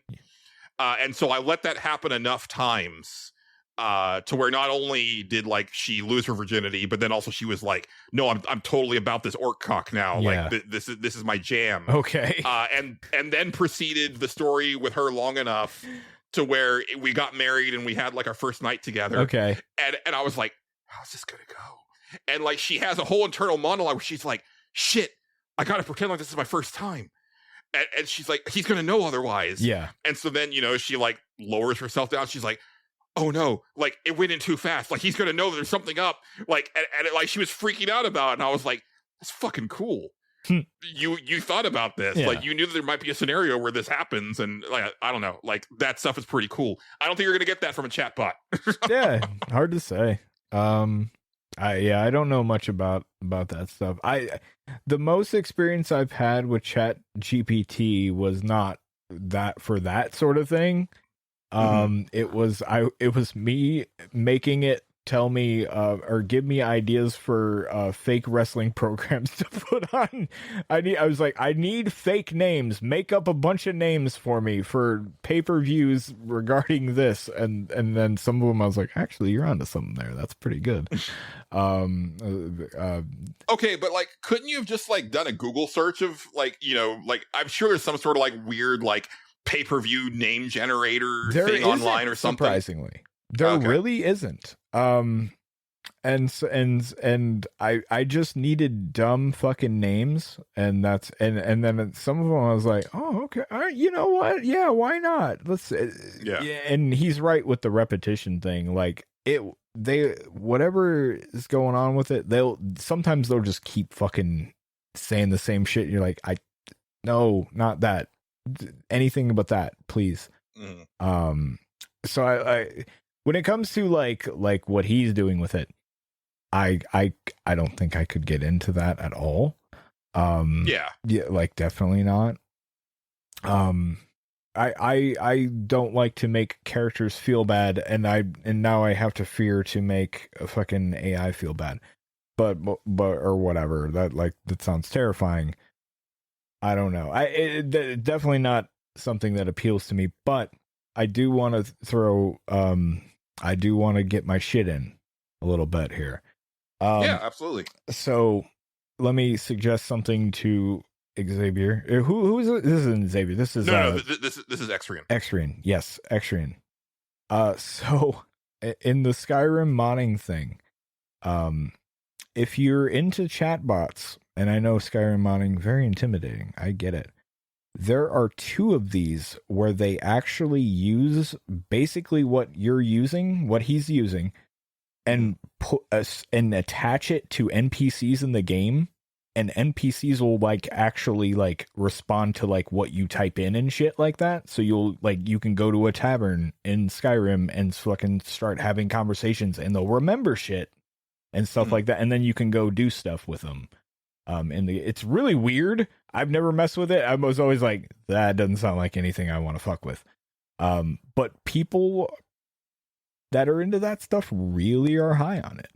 Yeah, I mean, I forgot to talk about it. We were talking about Monolith last week, but like one of my favorite parts of the Nemesis system, and you know, I wonder, again, we don't really know like what you're gonna get like possibly sued for by WB, like if you try to like iterate on any part of the Nemesis system. Yeah. But my thing was the characters remembering what happened between you last time.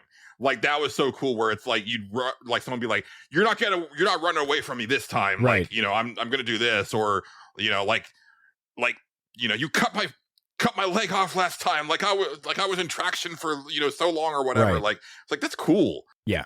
Is that a thing that people can iterate on? Like, I don't think that you need this type of AI to do that. No. But, you know, I've talked about many times on this show that, like, you know, one of the things that I'm looking forward to as we move into next generation and beyond is like, what does like behavioral AI that stuff is fascinating to me. Like, there's probably a correlation between these two things to be made somewhere.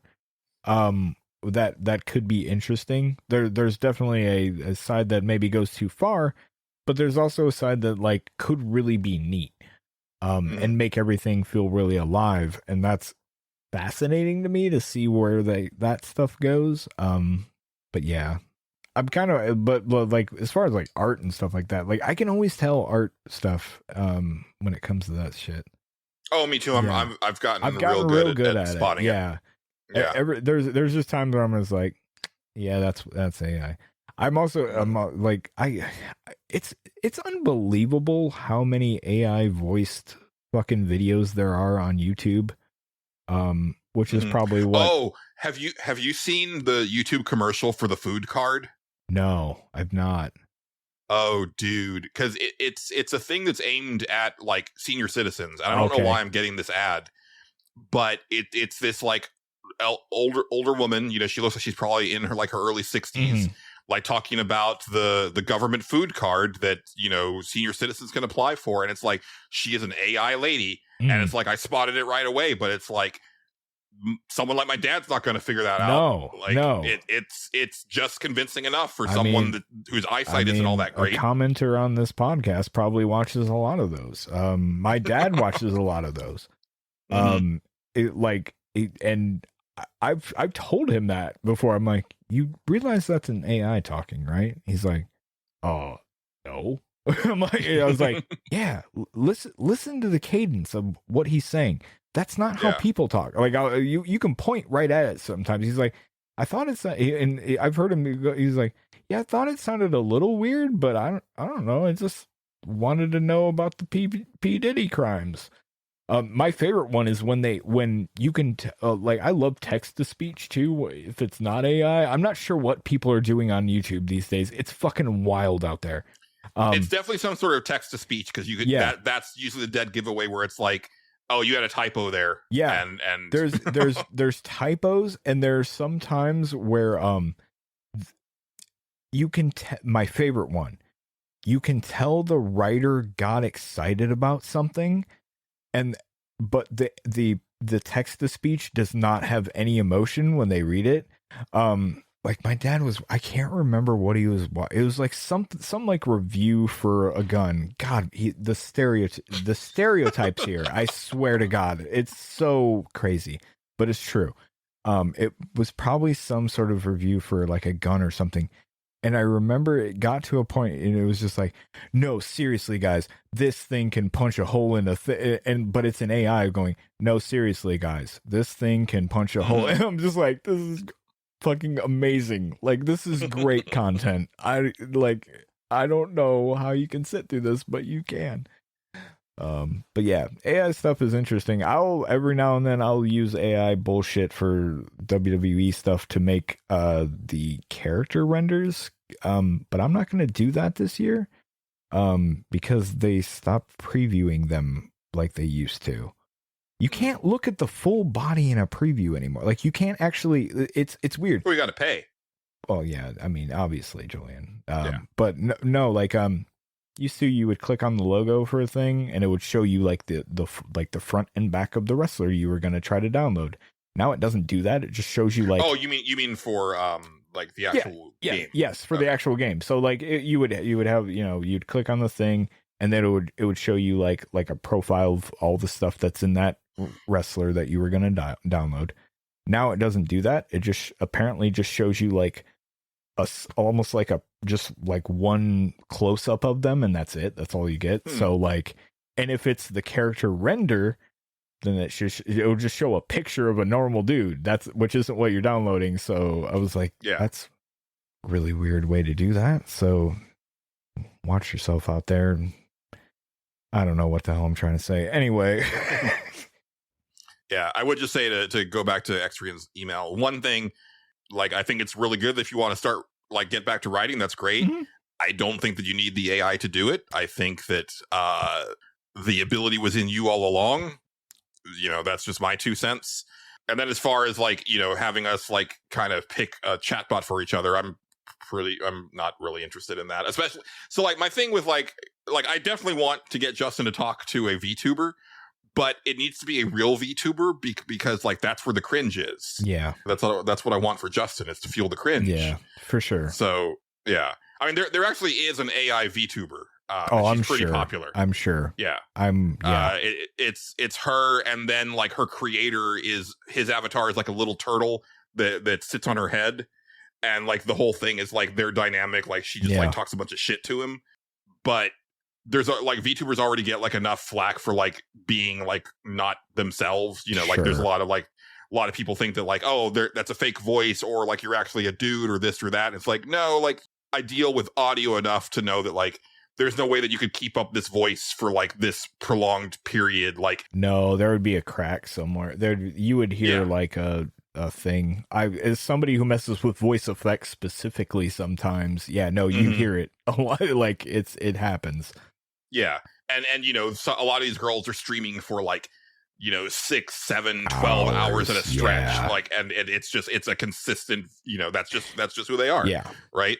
Now they may not sound exactly like that in person, but that's because I don't sound like this in person. Yeah, like this is my radio voice. Yeah, but see, I will say this. I don't know if I so much hate the idea of bouncing stuff off of like an AI for ideas, though. Like, because ultimately, as long as they're not writing it for you and you're choosing where it goes and what you want to do, I guess I don't know. There's a debate to be had there. My thing is just knowing like just how like ridiculously wasteful it is. Like every time that you're using generative AI as a prompt or anything like that, it's like, to me, it's like, could I just Google this 9 times out of 10? Yeah. Or just like kind of bounce something off of like a friend, right? Like, it's like, hey, I've got like this idea, like, what do you think of this? And then, like I would bounce something off of you any day of the week. Sure. Like, hey, this is what I'm thinking about. How does that sound? You'd be like, well, this is cool, but like, what about this? And it's like, okay, no, that's actually really, okay, there we go. Which is true. I guess I'm assuming that Xrian has no friends. Right. which I hope is not the case. I don't think that about you, actually, but Justin clearly does. That's I guess I'm trying to stick up for him and belittle him at the same time. It doesn't even make sense to me. Yeah. But yeah. I mean, some people pay extra for that. So. Sure. Yeah, they probably do. But yeah, it's weird. AI stuff's weird. It's going to be a few years before anybody's sure of how the hell they feel about it fully, I think. Yeah. If it could get to a point where it wasn't like, burning down the planet at like a record pace. Like if it was just like if they could make it like an actual like energy efficient thing where it's like negligible to day-to-day stuff, then I've got less of a beef with it. Although again, if it's also taking away from people's jobs, I've got a problem. Oh yeah, with it, right? Like, that's the scary part. Yeah, I want it to be a tool for artists. I don't want it to replace an artist. Yes, right? Absolutely, 100%. And yeah, so in that situation, like if you're a writer and like I should amend. I could see certain scenarios where it could be like pretty useful, right? Yeah. Like if you have like this specific scenario, but like you don't have like a lot of the knowledge of like how like a police officer would behave in this type of case, right? Because you just don't know police procedure, right? Then I could see that being useful, but again, it's also just like stuff that historically writers would just research. Yeah. And so yeah, I don't know. It's tough. It's a different world right now, Julian. We're starting to become old. It's happening. Well, yeah, and listen, Julian, Tony Hawk is concerned about his cholesterol, and I'm fucking ancient now. I'm concerned about Tony Hawk's skeleton. Well, he's concerned about his cholesterol. Yeah. And I've been concerned about that cholesterol for years. God, if nobody out there other than me has seen that, I go, man, I don't know what it's a commercial for, but he just shows up and he's like, "Hi, I'm Tony Hawk, and just like you, I'm concerned about my cholesterol." And I'm just like, "Oh no, I'm fucking old, man." I'm just like, "Oh no." You're only as old as you feel. No, it's fun. You know, I did want to say, actually, I'm glad you said that, because, like, I understand that, like, AI is here, right? Oh, you yeah. can't put the genie back in the bottle, and I'm not gonna, like, I do think that there is an element of, like, the people who are going to just, like, say no AI under any circumstance, you know, is going to go the way of the dinosaur, because, again, we play video games, right? We've been dealing with certain types of AI our entire lives, right? Yes, absolutely. And then also, like, you know, obviously, like, algorithms and predictive text and, you know, search engines and, you know, all manner of things are powered by AI, you know, so I totally get it. You know, I think it's this, for me, it's this new style of generative stuff that I'm worried about. No, absolutely. And a big part of it, again, is, like, the energy consumption for it. And then I think the other part of it is, like, how a lot of people are just seeing it as a means to, like, take creative people and just throw them in the bin. Pretty much, yeah. So they don't want to pay them. Oh yeah, no, it's a whole thing. Yeah, absolutely. Yeah. There's a lot to unpack, and again, it's going to be probably a long time before. Well, maybe not a long time, but give it 5-6 more years, something like that, and then we'll see where it shakes out. It's going to be very interesting in the next, like, 3 years or so. Yeah. When like, the next gen consoles start to get unveiled, and seeing how much of that is in there. Yeah. Because, you know, whatever Microsoft is going to do is going to be, like, lousy with it. But, like, what is it actually going to do? Oh yeah. Hard to say. You know? Because there could be a scenario where it's like, I don't need my Xbox to, like, be learning things about me as a human being and using that, like, against me in a video game. You know what I mean? Or I mean, just learning things about you and then learning to how to sell you things in video games is the real scary part. I mean, that's what I mean. Yeah. I don't mean in the gameplay perspective. I mean, like, in that perspective, the right? thing you described is kind of cool, but the other one is terrifying. There is a scenario that I can envision where it's like, I'm like, I don't want that next console, like, if it's going to have that shit in it, because like, it feels gross to me, right? It's going to get weird. But, you know, we'll have to wait and see. Yeah, indeed we shall. Just like you will have to wait and see for the next episode, which I anticipate to be a very weird episode, because I have a feeling I am going to be fucking exhausted. It's gonna take a bit to get used to having a commute again. I haven't had that in 5 years. It happens, man. It happens. Yeah. But I think that's a show, Justin. That sounds like a show, Julian. Yes. Somehow we still managed to go for about 3 hours. Okay. Yeah, we're here talking like, it's probably going to be a pretty short episode. And even me laying like, yeah, you're probably right. Right.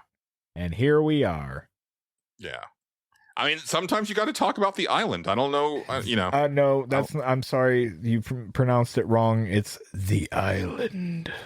Oh, you're right. You gotta really lower your voice for it. Yeah. Give it some gravitas, for God's sake.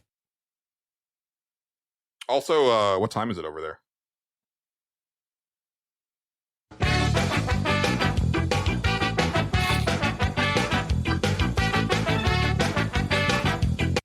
It's Scouser Day, Julian. That's what time it is.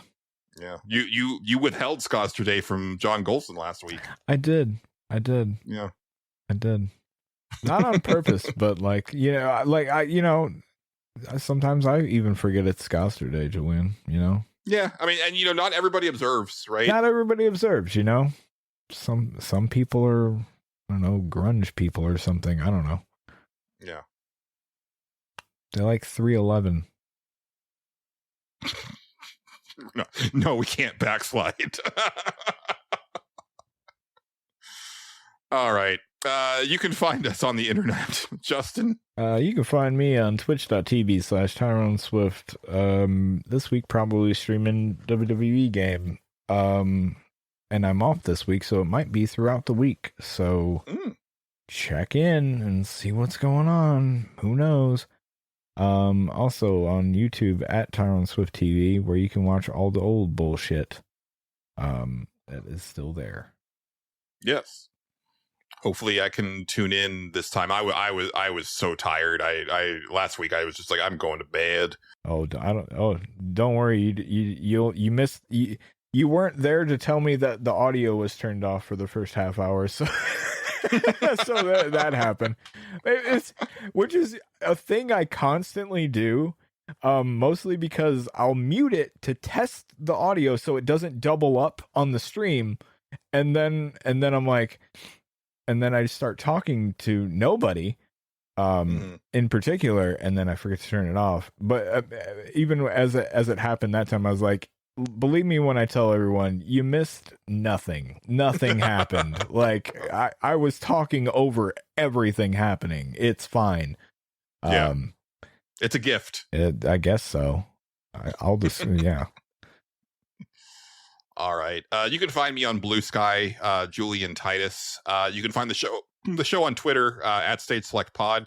I would say, if you just want to if you're on Twitter, but you don't want to use it, just like follow us and like put an alert on there. Cause I don't tweet a lot out of that account, but you'll be aware when stuff comes out, which, might be helpful to you.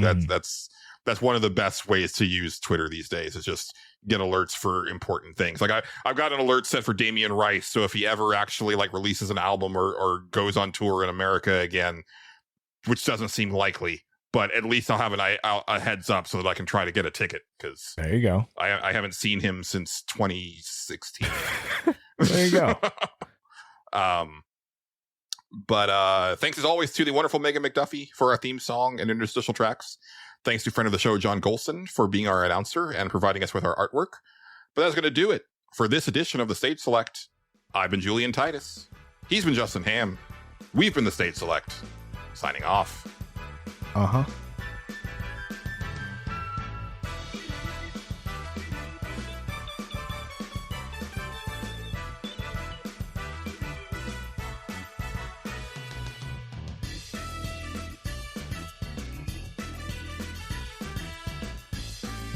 The Stage Select is copyrighted and owned by Space Monkey Mafia Productions, specializing in independent podcasting. Please consider sharing the show with your friends and support us by joining our Patreon or donating to our coffee. Thank you, and good night.